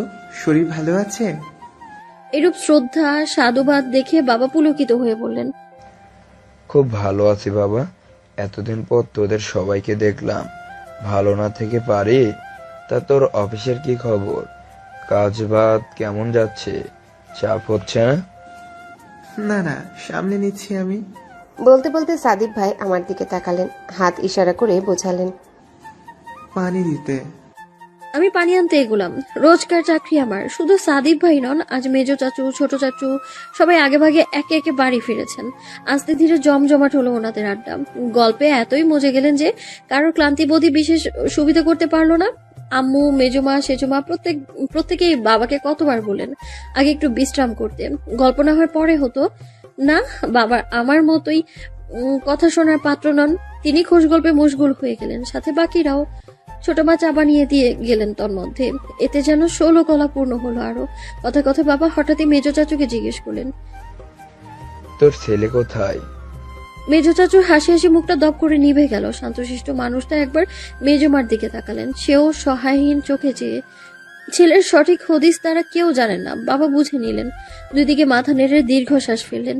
ছোট চাচু মন খারাপ করে বললেন, ধূসরকে নিয়ে আসার আলো একদমই দেখছি না। আমার মুখটা বিরক্তিতে তেতো হয়ে উঠল। ধূসর ভাইয়ের ভবিষ্যৎ পরিকল্পনা নিয়ে এক দফা আলাপ চলবে এখন। ওনারা কেন যে এরকম বলে? এমন তো নয় যে ধূসর ভাই বসে বসে খাচ্ছেন, ঘুরে ফিরে বাপের টাকা নষ্ট করছেন। চলছেন তো সম্পূর্ণ নিজের খরচে, তাহলে ওনার মন মর্জি মোতাবেক চলুক না একটু। আর সব থেকে বড় কথা, এই যে আমি ওনার বউ হব, সে তো মেনে নিচ্ছি সব, তাহলে বাকিরা কেন এরকম করছে? উফ। সেজো চাচু মানে সাদিব ভাইয়ের বাবা একজন ফরেস্ট অফিসার, আপাতত রাঙামাটিতে বদলি উনি। সরকারি লম্বা ছুটি ব্যতীত বাড়ি আসা হয় না, তবে সেজোমার রাদিফকে নিয়ে ঘুরে ফিরে আসেন মাঝে মধ্যেই। তাই আজকেও সবার মধ্যে সেজো চাচুই মিসিং।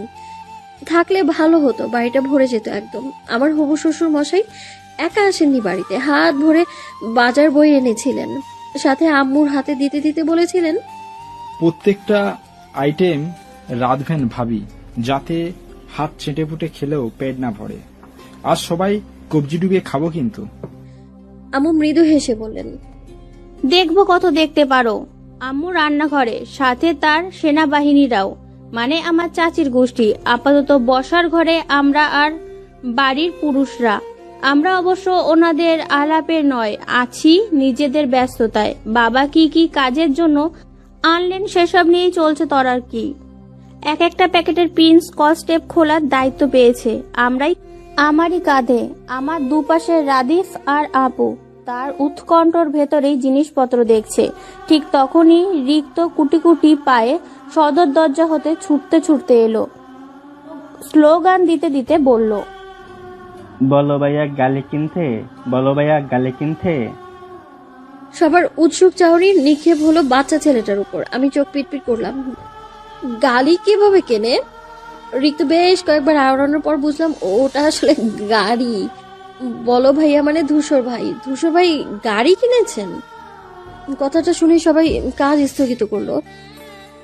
আমরা দাঁড়িয়ে গেলাম। আম্মুরা রান্নাঘর ছেড়ে বের হলেন, দ্রুত এগোলেন রিক্তর কথার রহস্য উদ্ঘাটন করতে। কারণ ধূসর ভাইয়ের গাড়ি আগে থেকেই আছে, উনি আবার একটা গাড়ি কিনে কি মাথায় রাখবেন নাকি? বাবা আসার পর গড়ে ওঠা রমরমে পরিবেশটা পেছনে ফেলেই আমরা প্রত্যেকে এগোলাম গেটের দিকে। এমনকি সাদিব ভাই, ছোট চাচু। দরজা অব্দি এসে দেখলাম ধূসর ভাই দাঁড়িয়ে, পাশে একটা অচেনা লোক, তার পাশে আমাদের দারোয়ান। ওনাদের তিনজনের মাঝখানে ঠেস দিয়ে দাঁড় করা একটা চকচকে কালো রঙের বাইক। দারোয়ান চাচা হাঁ হুতাশ করছেন কিছু নিয়ে, দুই দিকে মাথা নেড়ে ক্রমশ বিড়বিড় করছেন। মেজমা অবাক হয়ে বললেন, কি রে ধূসর, হঠাৎ বাইক কিনলি যে? ওনার আগে দারোয়ান চাচা হই হই করে বললেন, আমার পোলা পাগল হয়ে গেছে, নাহলে কেউ গাড়ি পেয়েছে, হোন্ডা কেনে কেন? আমি চমকে গেলাম। একই রকম তাজ্জব হলো বাকিরাও, শুধু ধূসর ভাই নিরুদ্বেগ, বাইকের হেলমেট হাতে নিয়ে নেড়ে চেড়ে দেখছেন। সে জবাব বিস্ময় নিয়ে বললেন, ওমা, সে কি কথা? গাড়ি কেন বেচেছিস? কত শখ করে কিনেছিলি? আমাদের আশ্চর্যজনক চাউনি ধূসর ভাই বিশেষ পাত্তা দিলেন না। ধীর কণ্ঠে ভাবলেশীন জবাব দিলেন, আজকাল গাড়ির থেকে বাইক ভালো লাগছে তাই। সম্পূর্ণ নিস্তব্ধ বাড়ি, অথচ বসার ঘর মানুষজনে ভর্তি। সামান্যতম জায়গা হয়তো ফাঁকা। রাত প্রায় 10টা বাজে। এক ঘর মানুষের মধ্যে গম্ভীর চোখ মুখ নিয়ে বসে আছেন বাবা আর চাচুরা।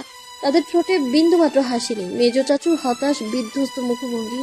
আমার বাবা যতটা গরম, শ্বশুরমশাই ঠিক ততটাই নরম আর শান্ত গোছের।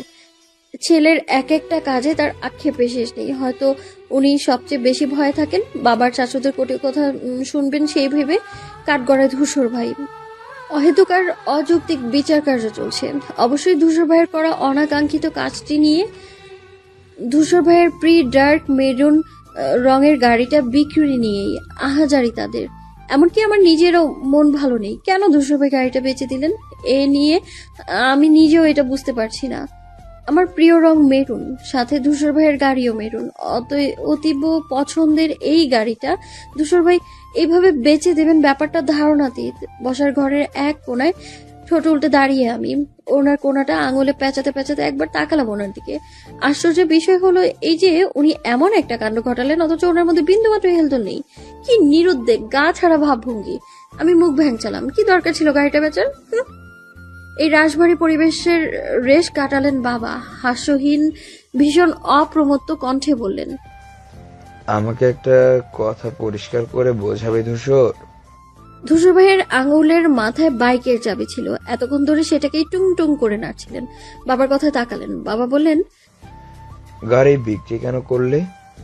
ধূসর ভাই উপরের ঠোঁট দিয়ে নিচের ঠোঁট চেপে ধরলেন। অন্যদিকে তাকিয়ে ছোট্ট শ্বাস ফেলে আবারও ফিরলেন বাবার দিকে।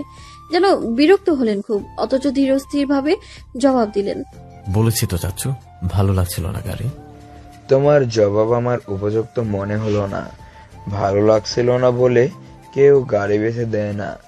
বাইকের দরকার, কিনতে ইচ্ছে করছে, বেশ কিনেছো, ভালো কথা সেটা। তাই বলে গাড়ি কেন বেচবে? ওটা থাকতো। মেজমা পাশ থেকে উদ্বেগ নিয়ে বলেন, আমারও তো একই কথা। এরকম করার কোনো মানে হয় বলুন তো ভাইজান? ঘরে জিনিসপত্র বেচা কেনা এসব কি ভালো নাকি? আচ্ছা, তুমি কিছু বলছো না কেন? কথা কি ফুরিয়ে গেছে? কথাটুকু মেজ চাচুকে উদ্দেশ্য করে বলা হলো। চাচু ফোঁস করে নিঃশ্বাস ফেলে বড় দুঃখ নিয়ে বললেন, কি বলবো? তোমার ছেলে কি আমার কথা শুনে? মেজমা তৎক্ষণাৎ জ্বলে উঠে বললেন, এখন আমার ছেলে কেন বলছো? যখন স্কুল কলেজের রেজাল্ট কার্ড দেখতে তখন সারা বাড়ি নাচতে নাচতে বলে বেড়াতে আমার ছেলে আমার ছেলে। ভালো কিছু করলে তোমার ছেলে আর যখন মনপুতো কোনো কাজ না হলেই আমার ছেলে হয়ে যায়, তাই না? মেজ চাচু মুখ দিয়ে চবর্গীয় শব্দ করে বললেন, এক কথার মধ্যে আরেক কথা ঢোকানোর স্বভাব কি কোনোদিন যাবে না তোমার? আমি কি বলছি আর তুমি কি বলছো? কথা না বুঝে উত্তর দিচ্ছ কেন? আমি যা বোঝার বুঝেছি, ঠিকই বুঝেছি। তুমি? আমরা সবাই গোল গোল চোখে তাদের ঝগড়া দেখছিলাম। হঠাৎই ধূসর ভাই বলে উঠলেন, চুপ করবে তোমরা? মেজমা কথাটুকুন সম্পূর্ণ করতে ব্যর্থ হলেন। গিলে ফেলে মুখ ফুলিয়ে দাঁড়িয়ে রইলেন। ধূসর ভাই কপাল গুছিয়ে বললেন, আমি বুঝলাম না একটা সামান্য বিষয় নিয়ে তোমাদের এত সমস্যা হচ্ছে কেন? আমার ইচ্ছে হয়েছিল গাড়ি কিনেছিলাম, ইচ্ছা করলো বিক্রি করলাম, সিম্পল। আমি চোখ মুখ কুচকে ফের মুখ ভ্যাংচালাম। ব্যাপারটা এতটাও সিম্পল না, বুঝলেন? আপনি যে আস্ত একটা নির্বোধ, আবারও তার প্রমাণ দিলেন। ছোট ছোট নম্র কণ্ঠে বললেন, হ্যাঁ, কিন্তু থাকলে কি হতো, দুটোই ব্যবহার করতে। আমি তো অনেকবার বললাম চাচু গাড়ি ভালো লাগছিল না, আর যে জিনিস আমার পছন্দ না সেটা আমি আমার কাছে রাখি না। আমার মনে হচ্ছে এই নিয়ে অহেতুক বাতাবাদি করছো তোমরা। এসব তোমাদের অহেতুক মনে হচ্ছে। বাবার কথায় ধূসর ভাই মুখের উপর বললেন, হ্যাঁ হচ্ছে, আমার ব্যাপারটা আমার মধ্যেই সীমাবদ্ধ থাকুক। বাবার মুখ থমকে এলো। ধূসর ভাই আবারও বললেন, গাড়ি আমি আমার স্কলারশিপে টাকায় কিনেছিলাম, কারো টাকা নষ্ট করিনি, তাই তোমাদের এসব বাড়াবাড়ি যুক্তিহীন। সোজা সাপটা জবাবে প্রত্যেকের মুখে যেন বড় সড়ো তালা ঝুলে গেল। কেউই আর জবাব দিতে পারল না। ধূসর ভাই আম্মুর দিকে চেয়ে বললেন, তুমি টেবিলে খাবার দাও বড় মা, আমি ফ্রেশ হয়ে আসছি। এরপর আর দাঁড়ালেন না উনি। শব্দযুক্ত কদমে ঘরে গেলেন নিজের। আমি ওনার যাওয়ার দিকে চেয়ে দীর্ঘশ্বাস ফেলাম। ধূসর ভাই গাড়ি কিনেছেন এই অবধি দুটো। প্রথমে দেশে ফিরেই কিনেছিলেন একটা ধবধবে সাদা গাড়ি। এর মাসখানেক পরে সেটা ছোট চাচুকে দিয়ে দিলেন। তারপর হুট করে কিনলেন মেরুন রঙের এই গাড়িটা, যেটা চলছিল প্রায় বছর 3। জানিয়েছিলেন এই গাড়িটা ওনার ভীষণ শখের, আর তাই আমাদের পরিবারে কেউ সে গাড়িতে উঠতে পারেনি। ধূসর ভাইয়ের গাড়ি মানেই সে একাই ব্যবহার করবেন, এমনকি মেজ মাও ও গাড়িতে উঠেননি। সেটাই আজ বিক্রি করে উনি। কেমন গোল মেলে বিষয় না? এই এক সেকেন্ড, সেদিন আমি সাদিক ভাইকে বলেছিলাম আমার গাড়ি থেকে বাইক ভালো লাগে। ধূসর ভাই কি এনিহাও সেটা শুনতে পেয়ে এই কাজ ঘটালেন? আমার জন্য কি এসব? আমার মস্তিষ্কের টনক হঠাৎই নড়ে উঠল।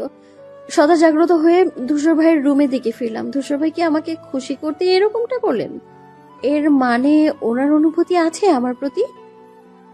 আমার স্বপ্ন পূরণের উদ্ভট এই ভাবনা লতা পাতার মতো নিমিষেই বেয়ে চলল।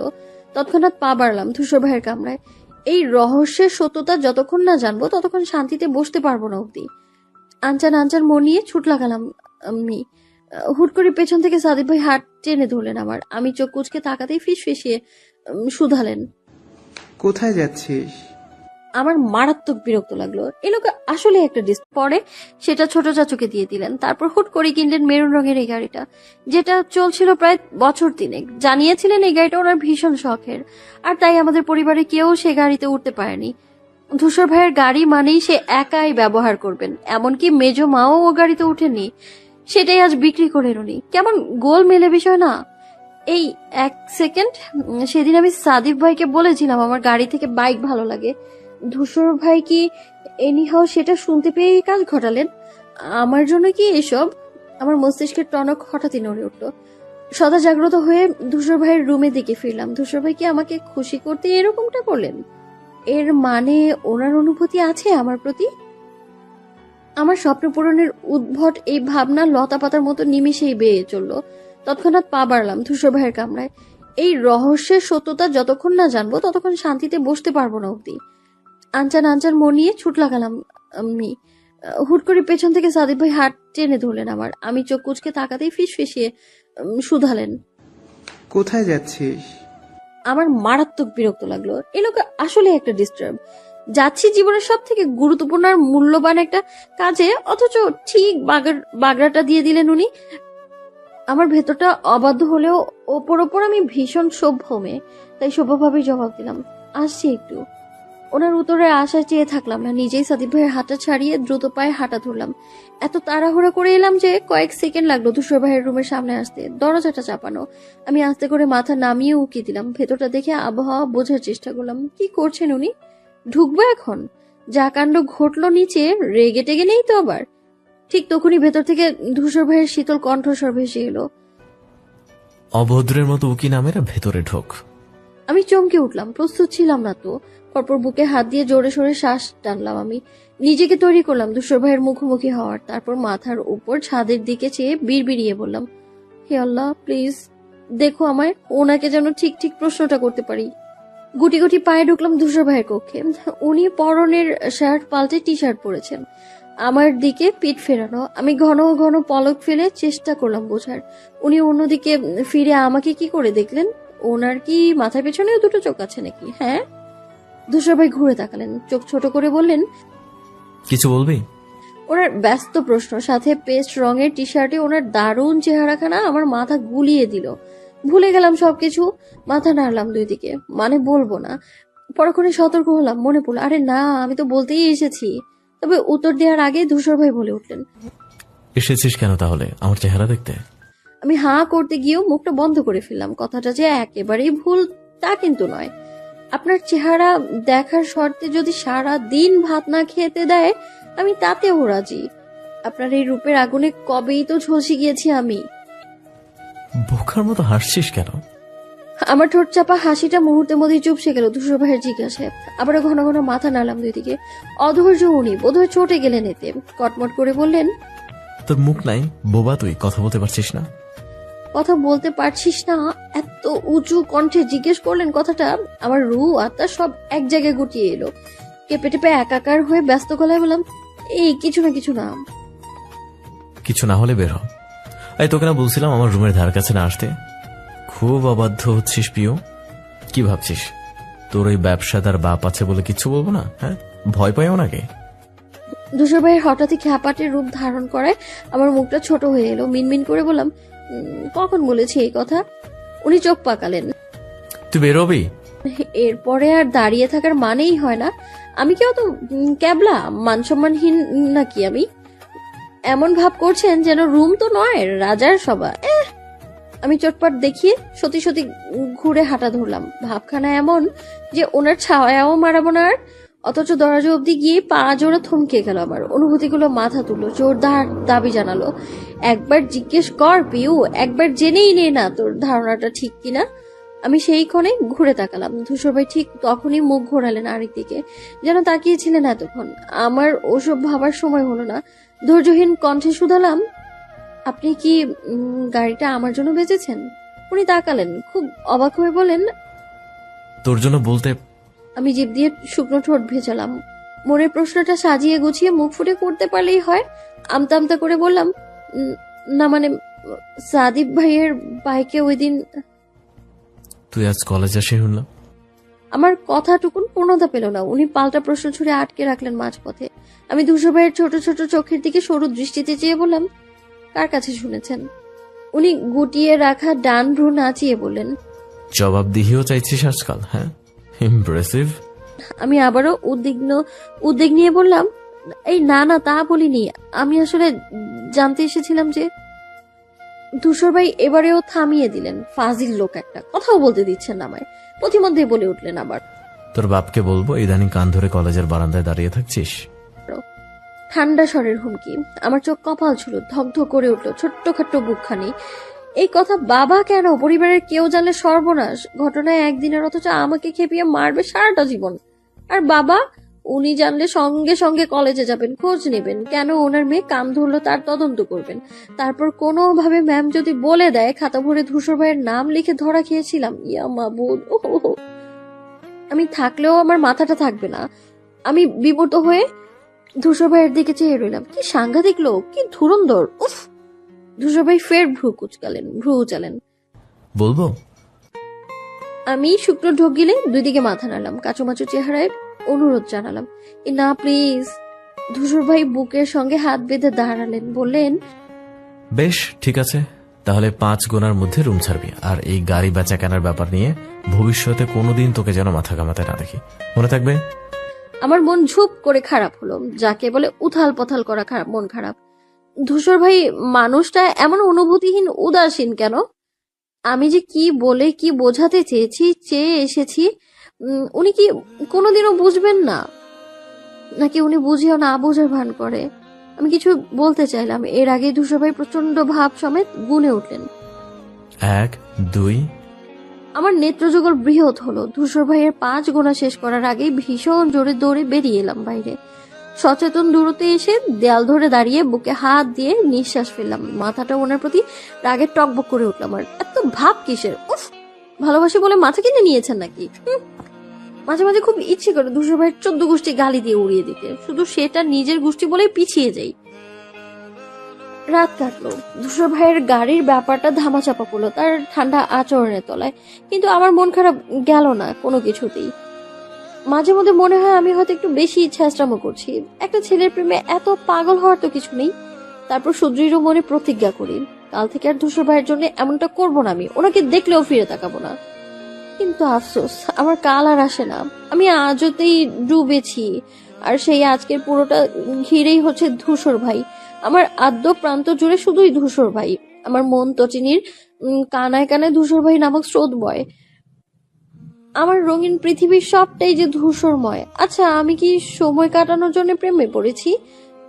না, একদমই না। পড়েছি অনুভূতির কবলে পড়ে। তাহলে সেই প্রেমে পাগলামো থাকবে না তো কি থাকবে? এই চিন্তাটাই আমার সেই সুদৃঢ় শপথের দেয়াল খান খান করে ভেঙে দেয়। আমি পারি না, কোনো ভাবেই পারি না নিজেকে সামলাতে। এই দোষ কি আমার? না, এটা সম্পূর্ণ ওই মানুষটার অপরাধ যে এত বিশ্রীভাবে আমাকে তার প্রতি আসক্ত করেছে। শীতের সময় হলেও দুপুরবেলা বেশ রোদ পড়ে, তারপর কলেজের ইউনিফর্মে গরম লাগতে যথেষ্ট। ছুটি প্রায় 8 ঘন্টা, কিন্তু এখনো বাড়িতে পৌঁছেনি। গাড়ির তেল শেষ, ড্রাইভার চাচা গিয়েছেন তেল ভরতে। আমি অধৈর্য মানুষটা কিভাবে এতক্ষণ দাঁড়িয়ে থাকবো? তাই ফুটপাত ধরে হাঁটছি এখন। গাড়ি এলে এই রাস্তা দিয়ে আসবে, চাচা আমাকে দেখতেই পাবেন। আমি সুস্থির হয়ে হাঁটছি আর ভাবছি ধূসর ভাইয়ের কথা। এই যে মিস পিউ পিউ। একটা পরিচিত পুরুষালী আওয়াজে ঘুরে তাকালাম চটপট। পেছনে দাঁড়ানো সাদা গাড়ির জানালা থেকে মাথা বের করে ডেকে ওটা আগন্তুক। ভীষণ চেনা চেহারাটা দেখে আমার ঠোঁটে হাসি ভিড়ল। ওপাশের মানুষটা মুচকি হেসে বললেন, কি খবর আপনার? একা একা হেঁটে হেঁটে যাচ্ছেন কই? সঙ্গী দরকার? আমি বেশ উত্তেজিত কণ্ঠে জিজ্ঞেস করলাম, কেমন আছেন ভাইয়া? ইকবাল ভাই মাথা নাড়লেন। মারাত্মক ভালো আছি। তোমার কি খবর? এই তো আলহামদুলিল্লাহ। আজকাল বাসা কেন যাচ্ছেন না? সে বলছি, তার আগে বলো তুমি হাঁটছো কেন? গাড়ি কই? আমি কাঁধ উঁচু করে জানালাম, তেল শেষ। ইকবাল ভাই বললেন, ও তাহলে আর হেঁটে লাভ নেই, উঠে এসো গাড়িতে, আমি পৌঁছে দিচ্ছি। বলার সাথে সাথে উনি গাড়ির দরজাও খুলে দিলেন। আমিও বিনা দ্বিধায় উঠে বসলাম সেখানে। ইকবাল ভাই হচ্ছেন ধূসর ভাইয়ের ছোট্টবেলার বন্ধু। ওনাদের গলায় গলায় দোস্তি। শুনেছি সেই নার্সারি থেকে একসঙ্গে পড়েছেন ওনারা। একটা সিক্রেট কি জানেন? মাঝে মধ্যে এই ইকবাল ভাইকেও আমার হিংসে হয়, কারণ ধূসর ভাইয়ের কলিজা টুকরো হচ্ছেন এই ভদ্রলোক। এত মাখো মাখো প্রেম এদের বলার অপেক্ষা রাখে না। যা করবেন একসাথে। ঈদে পাঞ্জাবিটাও কিনবেন একই রকম, চুরি করলেও একসঙ্গে করতেন হয়তো। ধূসর ভাই যাদেরকেই এত অতিমাত্রায় ভালোবাসেন তাদের সবাইকে ভালোবাসা যেন আমার রুটিন হয়ে দাঁড়ালো। শুনেছিলাম একবার মিছিলে গিয়েছিলেন ওনারা। বাড়িতে জানার পর ধূসর ভাইকে নাকি মেরে তক্তা বানিয়ে দিয়েছিলেন বাবা, আর সেই জন্যে কেঁদে কেটে বুক ভাসিয়েছিলেন ইকবাল ভাই। বাবার পা অব্দি ধরেছেন প্রহার ঠেকাতে। ওসব এখন অতীত। এখন সেই বাবাকেই ধূসর ভাই পাত্তাই দেয় না, তার কথা কানেও তোলে না। আচ্ছা, বিদেশ থেকে ফিরে মানুষ বুঝি ভয় ডরও ফেলে আসে? তাহলে আমারও কি একবার বিদেশে যাওয়া উচিত? আমিও না হয় সব আতঙ্ক রেখে এসে একদম ধূসর ভাইয়ের চোখের দিকে তাকিয়ে বলে দিব, আমি আপনাকে ভালোবাসেছেন। আমি সবে সবে ঝুমোচ্ছিলাম ঘুমাবো বলে। মায়ের ডাকে তত্রস্থ হয়ে বই খাতা গুছিয়ে ছুটলাম। আমাদের প্রাইভেট পড়ানোর জন্য বাড়িতে একটা ঘর বরাদ্দ আছে আগে থেকেই। আমি গেলাম ওখানে। ঢোকার আগে স্যারকে সালাম দিলাম। স্যার ইয়ং ছেলে, সাদিক ভাই আরো ছোট হবেন, পড়াশোনা তো করছেন এখনো। আমার আওয়াজ পেয়ে তাকালেন স্যার। শুভ্র হেসে বললেন, এসো। আমি ঢুকলাম, গিয়ে বসলাম প্রতিদিনকার জায়গায়। স্যার শুধালেন, কি খবর, কেমন আছো? ভালো আছি স্যার, আপনি? এই তো। তোমার চুলের এই অবস্থা কেন পিউ? আমি লজ্জা পেলাম। অগোছালো চুলে হাত বুলিয়ে মিনমিনিয়ে বললাম, ঘুমিয়ে পড়েছিলাম একটু। স্যার মুচকি হেসে বললেন, তাও খারাপ লাগছে না দেখতে। যাকগে, কি পড়বি আজ? কেমিস্ট্রি? স্যার ভ্রু নাচালেন। আমি বললাম, আপনার যা ইচ্ছা। রসকসহীন রসায়ন বইটা স্যারের দিকে এগিয়ে দিলাম। স্যার পাতা উল্টাতে উল্টাতে আমার দিকে তাকালেন, বললেন, তুমি তো কেমিস্ট্রিতে ভালো, রিয়েল লাইফেও ভালো নাকি? আমি কথাটার অর্থ বোঝার চেষ্টা করলাম। পরপর কিছু বলতে যেয়ে হঠাৎ চোখ পড়লো দরজায়, ধূসর ভাই দাঁড়িয়ে এদিকেই চেয়েছিলেন। আমি তাকানো মাত্রই গটগটিয়ে রুমে ঢুকে গেলেন নিজের। ওনাকে দেখে একটু অবাক হয়েছি। উনি তো এই সময় থাকেন না বাড়িতে, এলেন কেন এখন? স্যার পরে তাগাদা দিলেন। মনোনিবেশ না চাইতেও চলে গেল ওইদিকে। টানা 1.5 ঘন্টা পড়ার পর অব্যাহতি মিলল। পড়াশোনা শেষ করে নিচে নামলাম। স্যার চলে গেছেন ততক্ষণে। বসার ঘরে তখন চায়ের আসর বসেছে সন্ধ্যাবেলার। আয়োজনে আমাদের বাড়ির মহিলা সদস্যরা। আমি গিয়ে বসলাম আপুর পাশে। আপু জিজ্ঞেস করলো, চা খাবি? আমি মাথা দোলাই। আপু কাপ ভর্তি চা এগিয়ে দিল। সামনের সোফায় আম্মু, মেজমা, ছোট মা, সেজমা গল্প জুড়েছেন। ছোট মা তার প্রিয় সিরিয়ালের খলনায়িকাকে বকাঝকা করলেন কতক্ষণ।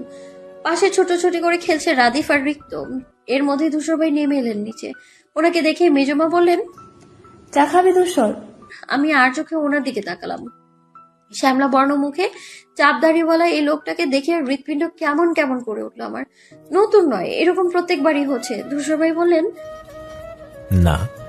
তারপর সরাসরি আম্মুকে শুধালেন। পিও টিউটরের ফোন নাম্বার আছে না তোমার কাছে? সবার মনোযোগ ওনার দিকে ঘুরে গেল। আম্মু উত্তর দিলেন, হ্যাঁ আছে তো, কেন? ধূসর ভাই গুমট কণ্ঠে ঘোষণা দিলেন, ওকে ফোন করবে, বলে দেবে কাল থেকে যেন আর বরাতে না আসে। সবে সবে চুমুক দেওয়া চাটা জিভ পুড়িয়ে দিল আমার। ছোটখাটো ছ্যাঁকা খেলেও মন মস্তিষ্ক সব ওনার দিকে নিবদ্ধ হলো। হঠাৎ স্যারকে মানা কেন করব? ছোট মা বললেন। ধূসর ভাই অনুষ্ণ স্বরে বললেন, এসব আমার মাথায় আছে ছোট মা, কারণ ছাড়া বলছি না নিশ্চয়ই। পিওর পড়াশোনায় ক্ষতি হোক এমন কিছু আমি করব কি? সেজমা বললেন, কিন্তু ওকে পড়াবে কে? তুই? কথাটা বলার সময় সেজমায়ের চোখ মুখ ঝলকে উঠলেও আমার মুখমণ্ডল শুকিয়ে গেল। ভীতে হলাম, আবার ওনার পড়াশোনার কথা কেন উঠছে? উফ। ধূসর ভাই বললেন, না, তোমাদের এত চিন্তা করতে হবে না, আমার এক বন্ধু আছে, ও সে পড়িয়ে যাবে। এরপর বক্তব্য শেষ করে চলে গেলেন। যেভাবে এসেছিলেন সেভাবেই। আমরা প্রত্যেকে বিভ্রান্ত হয়ে চেয়ে রইলাম। মেজমা বললেন, কি যে হয় ছেলেটার? আম্মু নিশ্চিন্ত কণ্ঠে বললেন, যা হবে ভালোই হবে। ধূসর যখন দায়িত্ব নিয়েছে আমার আর চিন্তা নেই। যাই, ফয়সালকে বারণ করে দেই, আর এই মাসের বেতনটাও নিয়ে যেতে বলি। বলা মাত্র আম্মু উঠেও গেলেন স্যারকে ফোন করতে। মোটামুটি পরিবেশটা স্বাভাবিক হলেও আমিও অস্বাভাবিক মনে রইলাম। খুব গভীর ভাবে ভাবলাম, ধূসর ভাইয়ের মতিগতি সুবিধের নয়।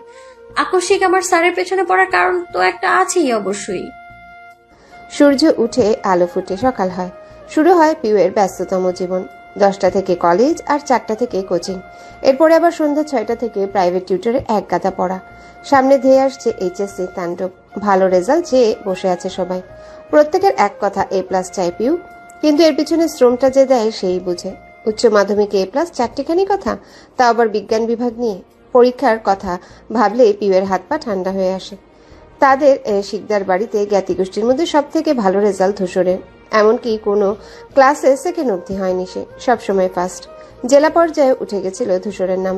সেই ধূসরকে জীবনে পাওয়ার স্বপ্ন দেখলে তার মতো হতে হবে না? রেজাল্টটা তো একটু ভালো করা দরকার। গোল্ডেন না হোক, A+টা অন্তত ঝুলিতে আয়ত্ত করতে হবে। বাকি সব গোল্লায় যাক। পরীক্ষার ফল খারাপ হলে কোন মুখে ধূসরের পাশে দাঁড়াবে সে? It's a prestige issue. ধ্যানমগ্ন হয়ে আইসক্রিম খাচ্ছে পিউ। ভাবতে ভাবতে আইসক্রিম গুলে কবজি অবধি এলে ঘোর কাটলো তার। তাড়াহুড়ো করে মুছতে গিয়ে কিছুটা লেগে গেল ইউনিফর্মের হাতাতে। পিউয়ের মন খারাপ হলো, ঠোঁট উল্টালো। চকলেট ফ্লেভারের কালো রং সাদার উপর বিশ্রী দাগ লাগছে। মা দেখলে রক্ষে থাকবে আজ?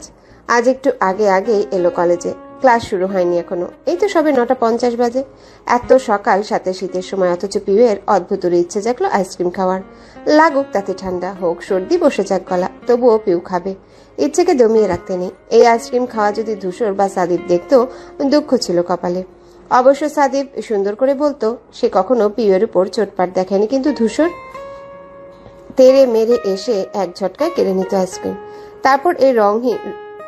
তারপর এই রঙিন মিষ্টি বরফ খণ্ডটার জায়গা হতো রাস্তায় কিংবা ডাস্টবিনে।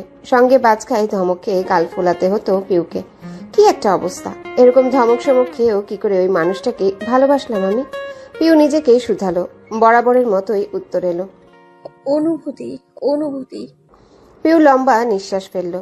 গলে গলে পড়া কোন আইসক্রিমটার প্রতি হঠাৎ কেমন বিতৃষ্ণা এলো।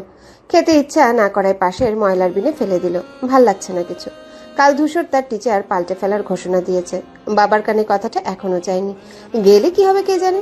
ছেলেটাকে তিনি ঠিক করেছিলেন, পরিচিত, তার আদব কায়দা ভালো।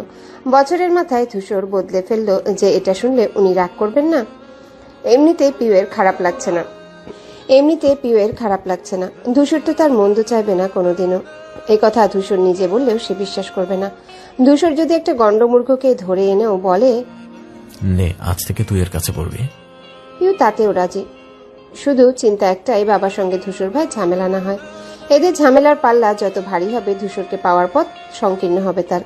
ভাবতে পিউয়ের ছোট্ট হৃদয় কেঁপে ওঠে, কপাল বেয়ে ঘাম ছুটে। পিউ ঢোক গিলে বাম হাত দিয়ে মুছে নেয় সে ঘামের ফোঁটা। ক্লাসের ঘন্টা পড়েছে, সে হাঁটা ধরে সেদিকে। একই সময় পাশ দিয়ে রবিনকে ঢুকতে দেখে কপাল কুঁচকায় পিউ। আজ প্রায় 1 সপ্তাহ পর কলেজে দেখলো ওকে। গর্ত দিয়ে বের হলো কবে? পিউ সঙ্গে সঙ্গেই ডেকে উঠল, এই রবিন। রবিন সাইকেল নিয়ে এসেছিল। ডাক শুনে পেছনে ফিরে তাকালো। পিউকে দেখে থামিয়ে দিল গতি। পিউ একটু জলদি হেঁটে এসে দাঁড়ালো ওর সামনে। কিরে, কবে ফিরলি তুই? পরশু এসেছি। কালও তো এসেছিলাম কলেজে, তুই আসিসনি? পিউ মাথা দুলিয়ে বলল, হ্যাঁ, বাবা ফিরেছেন অনেকদিন পর, তাই আর কি। ওই কাল ধূসর ভাই এসেছিল কলেজে, জানিস? পিউ চকিতে তাকালো, অবাক হয়ে বলল, কি, কেন, তোকে কিছু বলেছে? রবিন দুপাশে মাথা নেড়ে বলল, জানি না। একই বাইক নিয়ে এলেন, নামলেন। ওনাকে দেখে আমার রক্ত চলাচল বন্ধ হয়ে গেছিল। কোন দিক দিয়ে ধরে কোন দিক দিয়ে পালাবো বুঝতে পারলাম না। আর ঠিক তখনই উনি আমাকে ডাক পাঠালেন। এটুকু শুনতেই পিউয়ের গলা শুকিয়ে গেল। অধৈর্য হয়ে বলল, তারপর? রবিন চোখ বড় করে বলল, তারপর আমি ওনার কাছে গেলাম, সালাম দিলাম, অথচ আমার গলা কাঁপতেছে। ধরে নিয়েছিলাম আজ নাক মুখ ফাটিয়ে যাবে। ভয়টা আরো তড়ি ঘুরিয়ে বাড়ল যখন ধূসর ভাই আমার কাঁধে হাত রাখলেন। আমি পারলে ছেড়ে দে মা, কেঁদে বাঁচি। অথচ সেরকম কিছুই হলো না। উনি বেশ ঠান্ডা কণ্ঠে বললেন, এদিক ওদিক মন না দিয়ে ভালো করে পড়াশোনা করো, কেমন? ভয়ে ভয়ে মাথা নাড়লাম। ব্যাস এতটুকু বলেই উনি চলে গেলেন। ভীষণ অবাক হয়েছি জানিস। তবে এখন বুঝতে পারছি ওটা উপদেশ ছিল না, হুমকি। রবিন থামল। চেহারায় ভীতির ছাপ এখনো আধো আধো। গত বছর সচক্ষে দেখেছিল ধূসরকে মারপিট করতে, তাও তাদের এলাকার গণ্যমান্য এক ব্যক্তির ছেলেকে। সেই থেকে ধূসরকে দেখলে আত্মা শুকিয়ে যায়। পিউয়ের সাথে শুরু থেকে সম্পর্ক ভালো ছিল। পিউ মিশত, হাসত, গল্প করত।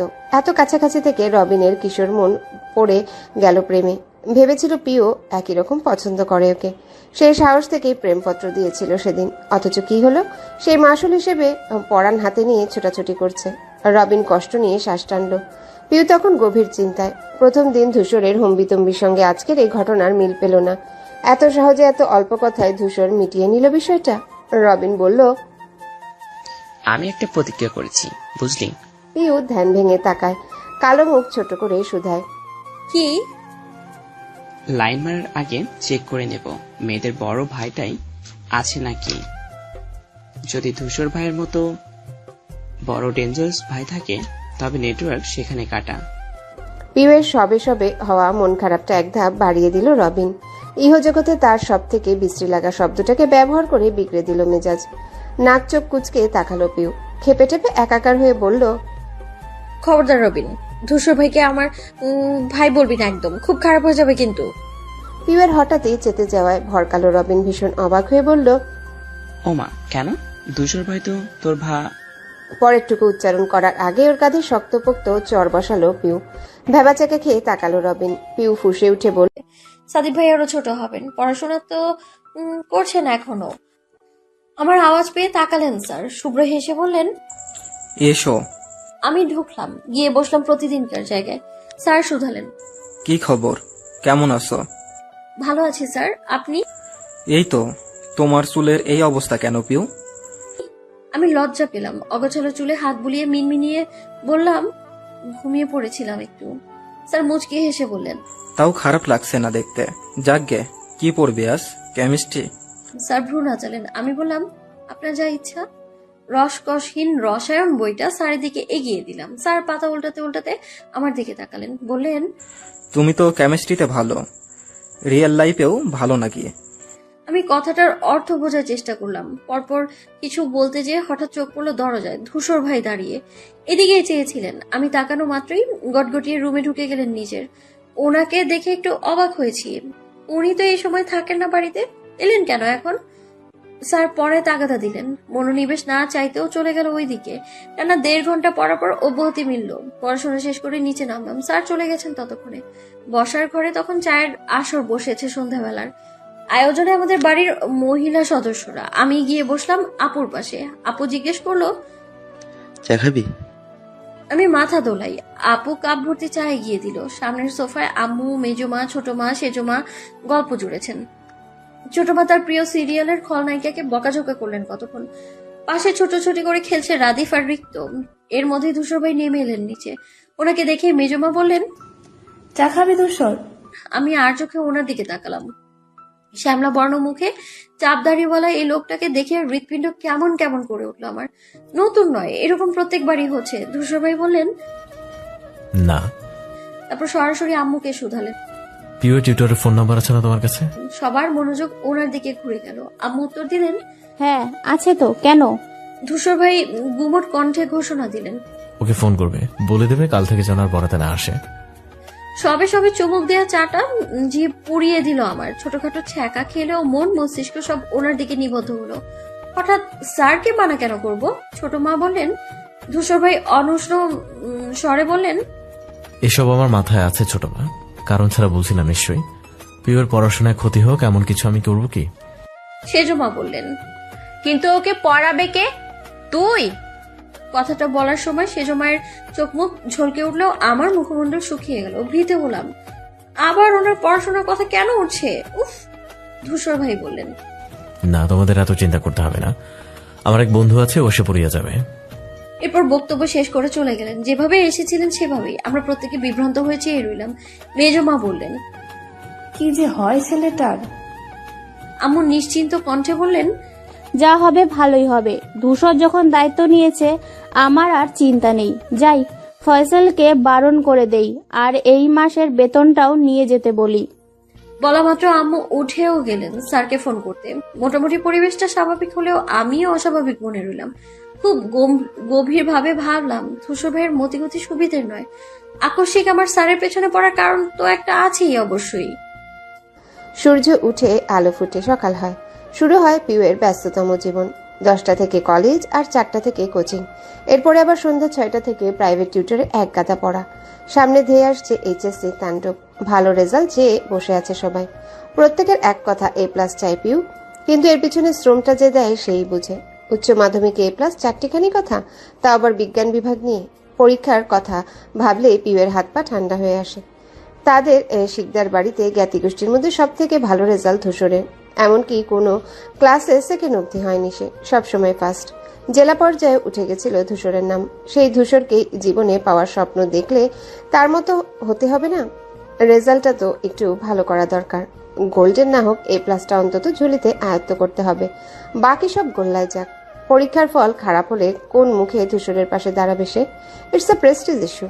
ধ্যানমগ্ন হয়ে আইসক্রিম খাচ্ছে পিউ। ভাবতে ভাবতে আইসক্রিম গলে কবজি অবধি এলে ঘোর কাটলো তার। তাড়াহুড়ো করে মুছতে গিয়ে কিছুটা লেগে গেল ইউনিফর্মের হাতাতে। পিউয়ের মন খারাপ হলো, ঠোঁট উল্টালো। চকলেট ফ্লেভারের কালো রং সাদার উপর বিশ্রী দাগ লাগছে। মা দেখলে রক্ষে থাকবে আজ?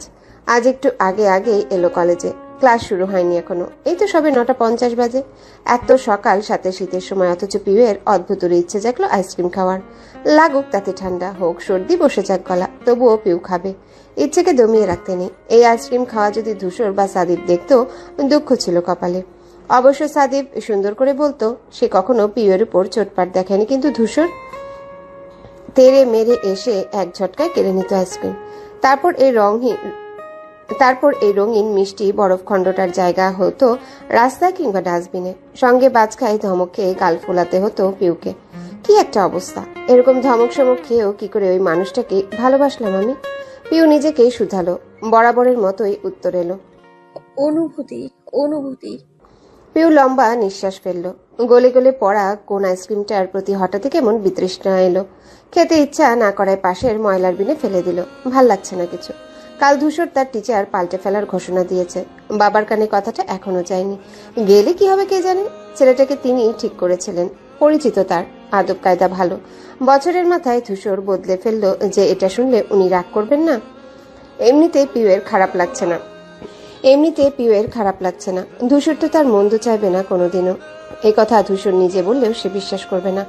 ধূসর যদি একটা গণ্ডমূর্খকে ধরে এনেও বলে, নে আজ থেকে তুই এর কাছে পড়বি, পিউ তাতেও রাজি। শুধু চিন্তা একটাই, বাবার সঙ্গে ধূসর ভাই ঝামেলা না হয়। এদের ঝামেলার পাল্লা যত ভারী হবে, ধূসরকে পাওয়ার পথ সংকীর্ণ হবে তার। ভাবতেই পিউয়ের ছোট্ট হৃদয় কেঁপে ওঠে, কপাল বেয়ে ঘাম ছুটে। পিউ ঢোক গিলে বাম হাত দিয়ে মুছে নেয় সে ঘামের ফোঁটা। ক্লাসের ঘন্টা পড়েছে, সে হাঁটা ধরে সেদিকে। একই সময় পাশ দিয়ে রবিনকে ঢুকতে দেখে কপাল কুঁচকায় পিউ। আজ প্রায় 1 সপ্তাহ পর কলেজে দেখলো ওকে। গর্ত দিয়ে বের হলো কবে?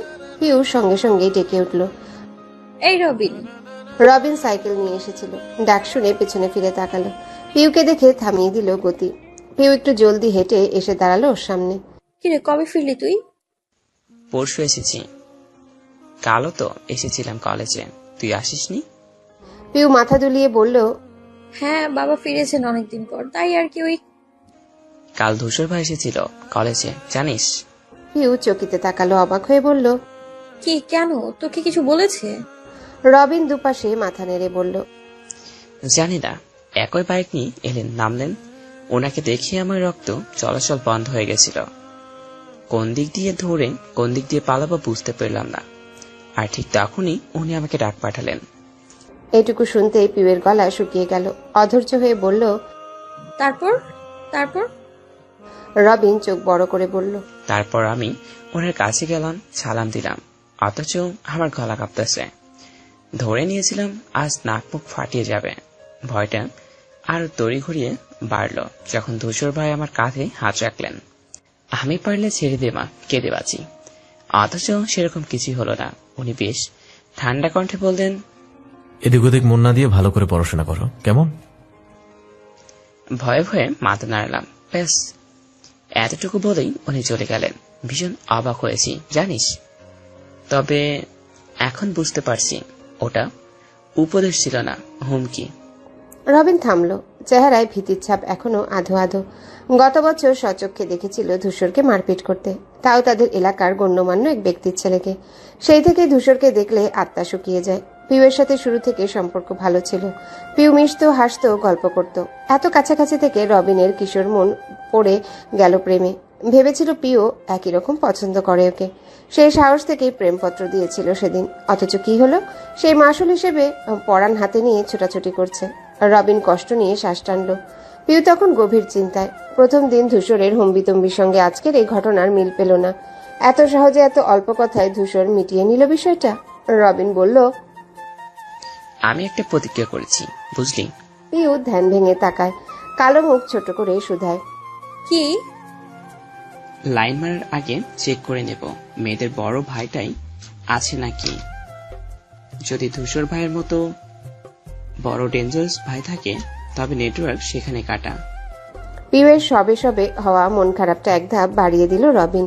ইহজগতে তার সব থেকে বিশ্রী লাগা শব্দটাকে ব্যবহার করে বিগড়ে দিল মেজাজ। নাক চোখ কুচকে তাকালো পিউ। খেপে টেপে একাকার হয়ে বলল, খবরদার রবিন, ধূসর ভাইকে আমার ভাই বলবি না, একদম খুব খারাপ হয়ে যাবে কিন্তু। পিউয়ের হঠাৎই চেতে যাওয়ায় ভরকালো রবিন ভীষণ অবাক হয়ে বলল, ওমা, কেন? ধূসর ভাই তো তোর পরেরটুকু উচ্চারণ করার আগে ওর কাঁধে শক্তপোক্ত চর বসালো পিউ। ভেবাচাকা খেয়ে তাকালো রবিন। পিউ ফুঁসে উঠে বলল, উনি আমার ভাই নন, চাচাতো ভাই। আর আপন ভাই এক নয়, বুঝেছিস তুই? রবিনের হকচাকানোর মাত্রা কাটেনি তখনও। ঘাড় ডোকে বলল, উনি আমার ভাই নন, চাচাতো ভাই। আর আপন ভাই এক নয়, বুঝেছিস তুই? রবিনের হকচাকানোর মাত্রা কাটেনি তখনও। ঘাড় ডলতে ডলতে বোকার মতো মাথা নাড়ল। অর্থাৎ বুঝেছে সে। পিউ বুকের সাথে দুহাত বেঁধে চটপটে কণ্ঠে বলল, আপন ভাই মানে হচ্ছে আপন ভাই, আর চাচাতো ভাইয়ের সাথে বিয়ের চান্স থাকে। আপন ভাইয়ের সাথে কি থাকে বল? রবিন দুই গালে দুইটা চর মেরে জিভ কেটে বলল, আস্তাগফিরুল্লাহ, না না, থাকে না। পিউ আঙ্গুল উঁচিয়ে বলল, তাহলে আর বলবি উনি আমার ভাই? রবিন দুপাশে মাথা নাড়তে গিয়েও থমকালো। সতর্ক চোখে চেয়ে পড়ল, 1 মিনিট, তুই কি ধূসর ভাইকে বিয়ে করবি পিউ? পিউ নেত্র সরু করে বলল, কেন, তোর আপত্তি আছে? দাওয়াত পেতে চাস না? রবিন দুঃখী দুঃখী মুখ করে বলল, এটা কি করলি? বাবা হতে চেয়েছিল বলে মামা বানিয়ে দিবি? পিউ নাক ফুলালো। আরেকটা থাপ্পড় খাবি? এর মধ্যে দ্বিতীয় ঘন্টা পড়ল ক্লাসের। কথা অসম্পূর্ণ রেখে দুজন ছুট লাগালো সেদিকে। বিকেলের দিকে বাড়ি ফিরল পিউ। ক্লান্ত সে এক পা করে সিঁড়ি বেয়ে উঠল। ঘরে ফিরতে যাবে তখনই কিছু কথায় কদম থামলো সেখানেই। পিউ ঘাড় ঘুরিয়ে তাকালো, মনোযোগ দিল কথার উৎসের দিকে। ধূসরের বাবা মায়ের গলার স্বর আসছে কানে, কণ্ঠ চেপে চেপে কথা বলছেন দুজন। পিউয়ের আগ্রহ জাগলো। প্রতিবাদ ধূসরের নাম শুনতে পেয়ে পা বাড়ালো সেদিকে। দরজার বাইরে দাঁড়ালো এসে। একবার মনে হলো আড়ি পেতে কথা শোনা ঠিক হবে না। পরের বার ধূসরের কথা ভেবে শটান দাঁড়িয়ে রইল। মন কান দুটোই সজাগ রাখলো। দরজা চাপানো, হালকা ফাঁকা থেকে স্পষ্ট কথা শোনা যাচ্ছে। আফতাব শিকদারের কণ্ঠ এলো প্রথমে। তিনি ভীষণ আক্ষেপ নিয়ে বলছেন, হবে না, হবে না, তোমার এসব কথার কোনো যুক্তিই নেই। রুবাইদা বেগম নিচু কণ্ঠে বললেন, কেন হবে না? হওয়ালেই হবে। তুই চেষ্টা করে দেখ। কি করে হবে? কোনো বাবা মেয়ে দেবে তোমার ছেলেকে? মাথা ঠিক থাকলে বেকার ছেলেকে কেউ মেয়ে দেয় না, বুঝলে? আহা, বেকার কোথায়, রাজনীতি করছে, নিজের খরচটা নিজেই চালাচ্ছে। তাহলে রাজনীতি? রাজনীতির পাশাপাশি আর কোনো কাজের দরকার নেই? আছে তো নাকি? বাড়ি শুদ্ধ সবাই বলে বেড়াচ্ছে ব্যবসায় জয়েন হতে। শুনছে পারিবারিক ব্যবসা, আমাদের পর আর কে হাল ধরবে এর?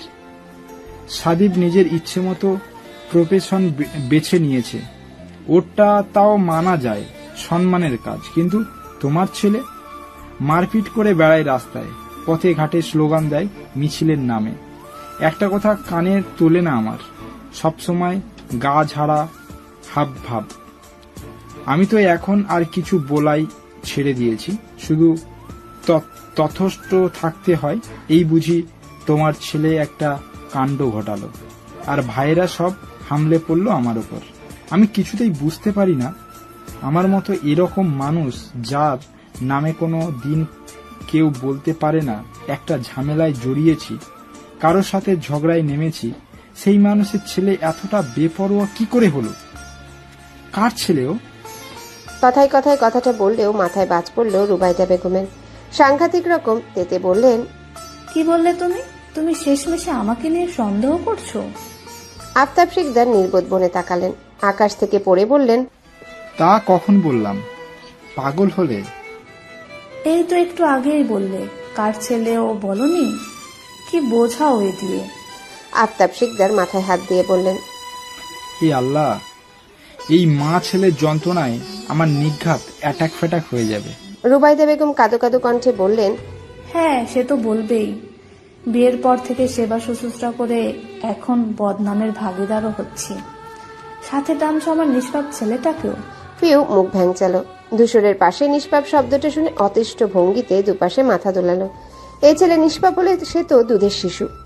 রুবাইদা বেগম ফের বললেন, থাক, এখন তোমার সাথে এসব আজে বাজে কথা আলোচনা করার মতো সময় আমার নেই। যা বলেছি পারলে কথাটা শোনো। ধূসরের বিয়ে দেওয়ার চিন্তা ভাবনা করো, দেখবে ঘরে বউ এলেই সব ঠিক হয়ে যাবে। ঘরের ছেলে ঘরে ফিরবে আমার। পিউ আটকে উঠল কথাটায়। ধূসরের বিয়ে দেবে মানে? ঘরে বউ আনবে, তারই বা অর্থ কি? ধূসর ভাইকে অন্য কোথাও বিয়ে দেবেন চাচা চাচি? না না, এ হতে পারে না। এই খবর শোনার আগে আমার মরণ কেন হলো না? দরজার বাইরে দাঁড়িয়ে পিউ মনে মনে আহাজারি শুরু করলো। তারই ইচ্ছে হলো চাপানো দরজা ঠেলে এক্ষুনি কক্ষে ঢুকে যেতে, মেজমাকে কঠিন কণ্ঠে হুঁশিয়ারি করতে। কোনো বিয়ে টিয়ে হবে না, তোমার ছেলের বউ হব আমি, বুঝেছো? আগে ধূসর ভাই আমার প্রেমে পড়ুক, তারপর এসব ভেবো। এখন রেহাই দাও মেজমা। কিন্তু আফসোস, পারল না পিউ। তবে দুঃখে অধর কেঁপে কেঁপে উঠল, যেন এক্ষুনি কেঁদে ফেলবে মেয়েটা। উত্তরে আফতাব শিকদার বললেন, মাথা খারাপ হয়েছে তোমার? পুষ্পর কথা ভুলে গেছো? বাড়ির বড় মেয়েও। ছোট বোনের বিয়ে না দিয়ে ধূসর আগে ভাগে বিয়ে করবে কি করে? আগে তো ওর বিয়ে দিতে হবে নাকি? কথাটা মাথায় ঢুকলো রুবাইদা বেগমের। বোঝার ভঙ্গিতে মাথা নাড়লেন তিনি। বিড়বিড় করে বললেন, তাই তো, আমার তো মনেই ছিল না। তাহলে বরং আগে পুষ্পর জন্য ছেলে দেখব আমরা, তারপর ধূসরের বিয়ে, কি বলো? ও পাশ থেকে আর উত্তর এলো না। হয়তো আফতাব শিকদার সহমত দিলেন, কিন্তু পিউয়ের কান্না কান্না ভাব উবে গেল তৎক্ষণাৎ। তটস্থ হলো সে। আগে পুষ্পর বিয়ে, আপুর বিয়ের পর ধূসর ভাইয়ের বিয়ে, কি সর্বনাশা কথাবার্তা। পিউ তড়িঘড়ি করে রুমে ছুটল। কাঁধ থেকে ব্যাগ নামিয়ে এরপর চোট লাগালো মা বাবার ঘরের দিকে। সব ক্লান্তি অবসাদ কর্পূরের মতো মিলিয়ে গেছে তার। এনার্জি প্যাক যেন গায়ে ঢেলে দিয়েছে কেউ। বৃহস্পতিবার হওয়ায় আজ আমজাদ শিকদার ও আফতাব শিকদার দুজনাই বাড়িতে। হাফ বেলায় অফিস থেকে ফেরেন তারা। পিউ কলেজ ইউনিফর্ম গায়ে পরে এক দৌড়ে ঢুকে গেল মায়ের ঘরে। পায়ের ধূপধাপ শব্দ পেয়ে চোখ থেকে আড়াআড়ি রাখা হাতটা সরালেন আমজাদ। মেয়েকে দেখে কপাল গুছিয়ে উঠে বসলেন। এটুকুতেই উত্তেজনায় হাঁপিয়ে গেছে পিউ। আমজাদ সাহেব অবাক হয়ে বললেন, কি ব্যাপার আম্মা, এ অবস্থা কেন আপনার? পিউ কতক্ষণ জোরে জোরে নিঃশ্বাস ফেলল, পরপর উদ্বেগ নিয়ে বলল, আব্বু আপুর বিয়ে দেবে কবে? আচমকা প্রশ্নে কিছুটা হতভম্ব হলেন আমজাদ। ভ্রু গুটিয়ে চেয়ে রইলেন মেয়ের দিকে। পিউ এগিয়ে এলো, বাবার পাশে বসে বলল, আপু তো সবে অনার্স উঠেছে, ওকে এত তাড়াতাড়ি বিয়ে দেওয়া উচিত আব্বু? আমজাদ সাহেব কিছুতেই কিছু বুঝলেন না, অবুঝের মতো বললেন, পুষ্পের বিয়ে? এসব তোমাকে কে বললো আম্মা? পিউ জিভ দিয়ে ঠোঁট ভেজালো। আমি শুনেছি মা, মেজো মা এরা সবাই বলা বলি করছিল আপুর জন্য ছেলে খুঁজবে। তুমি এত জলদি ওর বিয়ে দেবে আব্বু? এটা কি ঠিক হবে বলো? লোকে বলবে তুমি বাল্য বিবাহ দিয়েছো। আমজাদ শিকদার রাগী মানুষ, কিন্তু মেয়ের কথায় হেসে ফেললেন। মাথায় হাত বুলিয়ে নরম স্বরে বললেন, বোকা মেয়ে, বললে কি হয় নাকি? আগে পুষ্প পড়াশোনা শেষ হোক, ও কতদূর পড়তে চায় শুনি, তারপর ওসব ভাববো। অনেক দেরি এখনো। পিউয়ের ভেতরটা গদগদ হয়ে এলো আনন্দে, উচ্ছ্বাসিত হয়ে বলল, সত্যি বলছো? আমজাদ সাহেব মৃদু হেসে বললেন, হ্যাঁ, আর বড়দের এসব বিষয় নিয়ে তুমি এত ভাবতে যেও না। পড়াশোনা মনোযোগ দাও, ভালো রেজাল্ট করতে হবে। এখনো ফ্রেশ হওনি দেখছি। যাও, হাত মুখ ধুয়ে খেতে যাও আম্মা। পিউ মাথা দোলালো। বাবার মুখের কথায় আশ্বস্ত সে। তার বাবা এক কথার মানুষ। এখনই পুষ্পকে বিয়ে দেবেন না যখন বলেছেন, তখন দেবেন না নিশ্চয়। আপুর বিয়ের দেরি আছে মানে ধূসরের আরো দেরি। ততদিনে সে কি পারবে না ধূসরকে নিজের প্রেমে ফেলতে? নিশ্চয়ই পারবে। পিউ ভরসা পেল। হাসি হাসি মুখটা ফিরে এলো আবার। ঝটপট ঘর ছাড়ল। আমজাদ শিকদার মেয়ের যাওয়ার দিকে চেয়ে রইলেন। একটা পুত্র সন্তানের ভীষণ শখ ছিল তার। পিউয়ের হওয়ার সময় ধরে নিয়েছিলেন ছেলে হবে এবার। মেয়ে হয়েছে শুনে ক্ষুণ্ণ হয়েছিলেন খানিক, মন খারাপ করেছিলেন। কিন্তু যেই মুহূর্তে মেয়ের মুখখানি দেখলেন, মনে হলো তার মা স্বয়ং ফিরে এলেন যেন। গোলগাল ফর্সার ছোট্ট মুখটা অবিকল তার মায়ের প্রতিচ্ছবি। এরপর আর কোনো মনোক্ষুণ্ণতা টিকল না। মেয়ের রূপে মাকেই জাপটে ধরলেন বুকে। তিনি প্রচন্ড মেজাজি মানুষ। পুষ্প জোরে হাঁটলেই যেখানে রাগ দেখান, সেখানে পিউয়ের বেলায় যেন মোমের মতো গলে যান। মেয়েটাকে দেখলে মনে পড়ে মায়ের কথা, তাই তো ইচ্ছেই করে না ওকে বকাঝকা করার। পরপর গুটি বসন্তে মায়ের ছটফটিয়ে মৃত্যুর কথা মনে পড়তে আমজাদ সাহেবের চোখে জল জমল। কোটর ছড়ানোর আগেই হাতের আঙ্গুল দিয়ে মুছে নিলেন তিনি। পিউয়ের মন একটু একটু খারাপ। ভাতের থালায় হাত চললেও মুখে যাচ্ছে না। আকাশ কুসুম ভাবনায় মত্ত সে। অন্য হাত গালে ঠেকিয়ে দেয়ালের দিকে তাকিয়ে।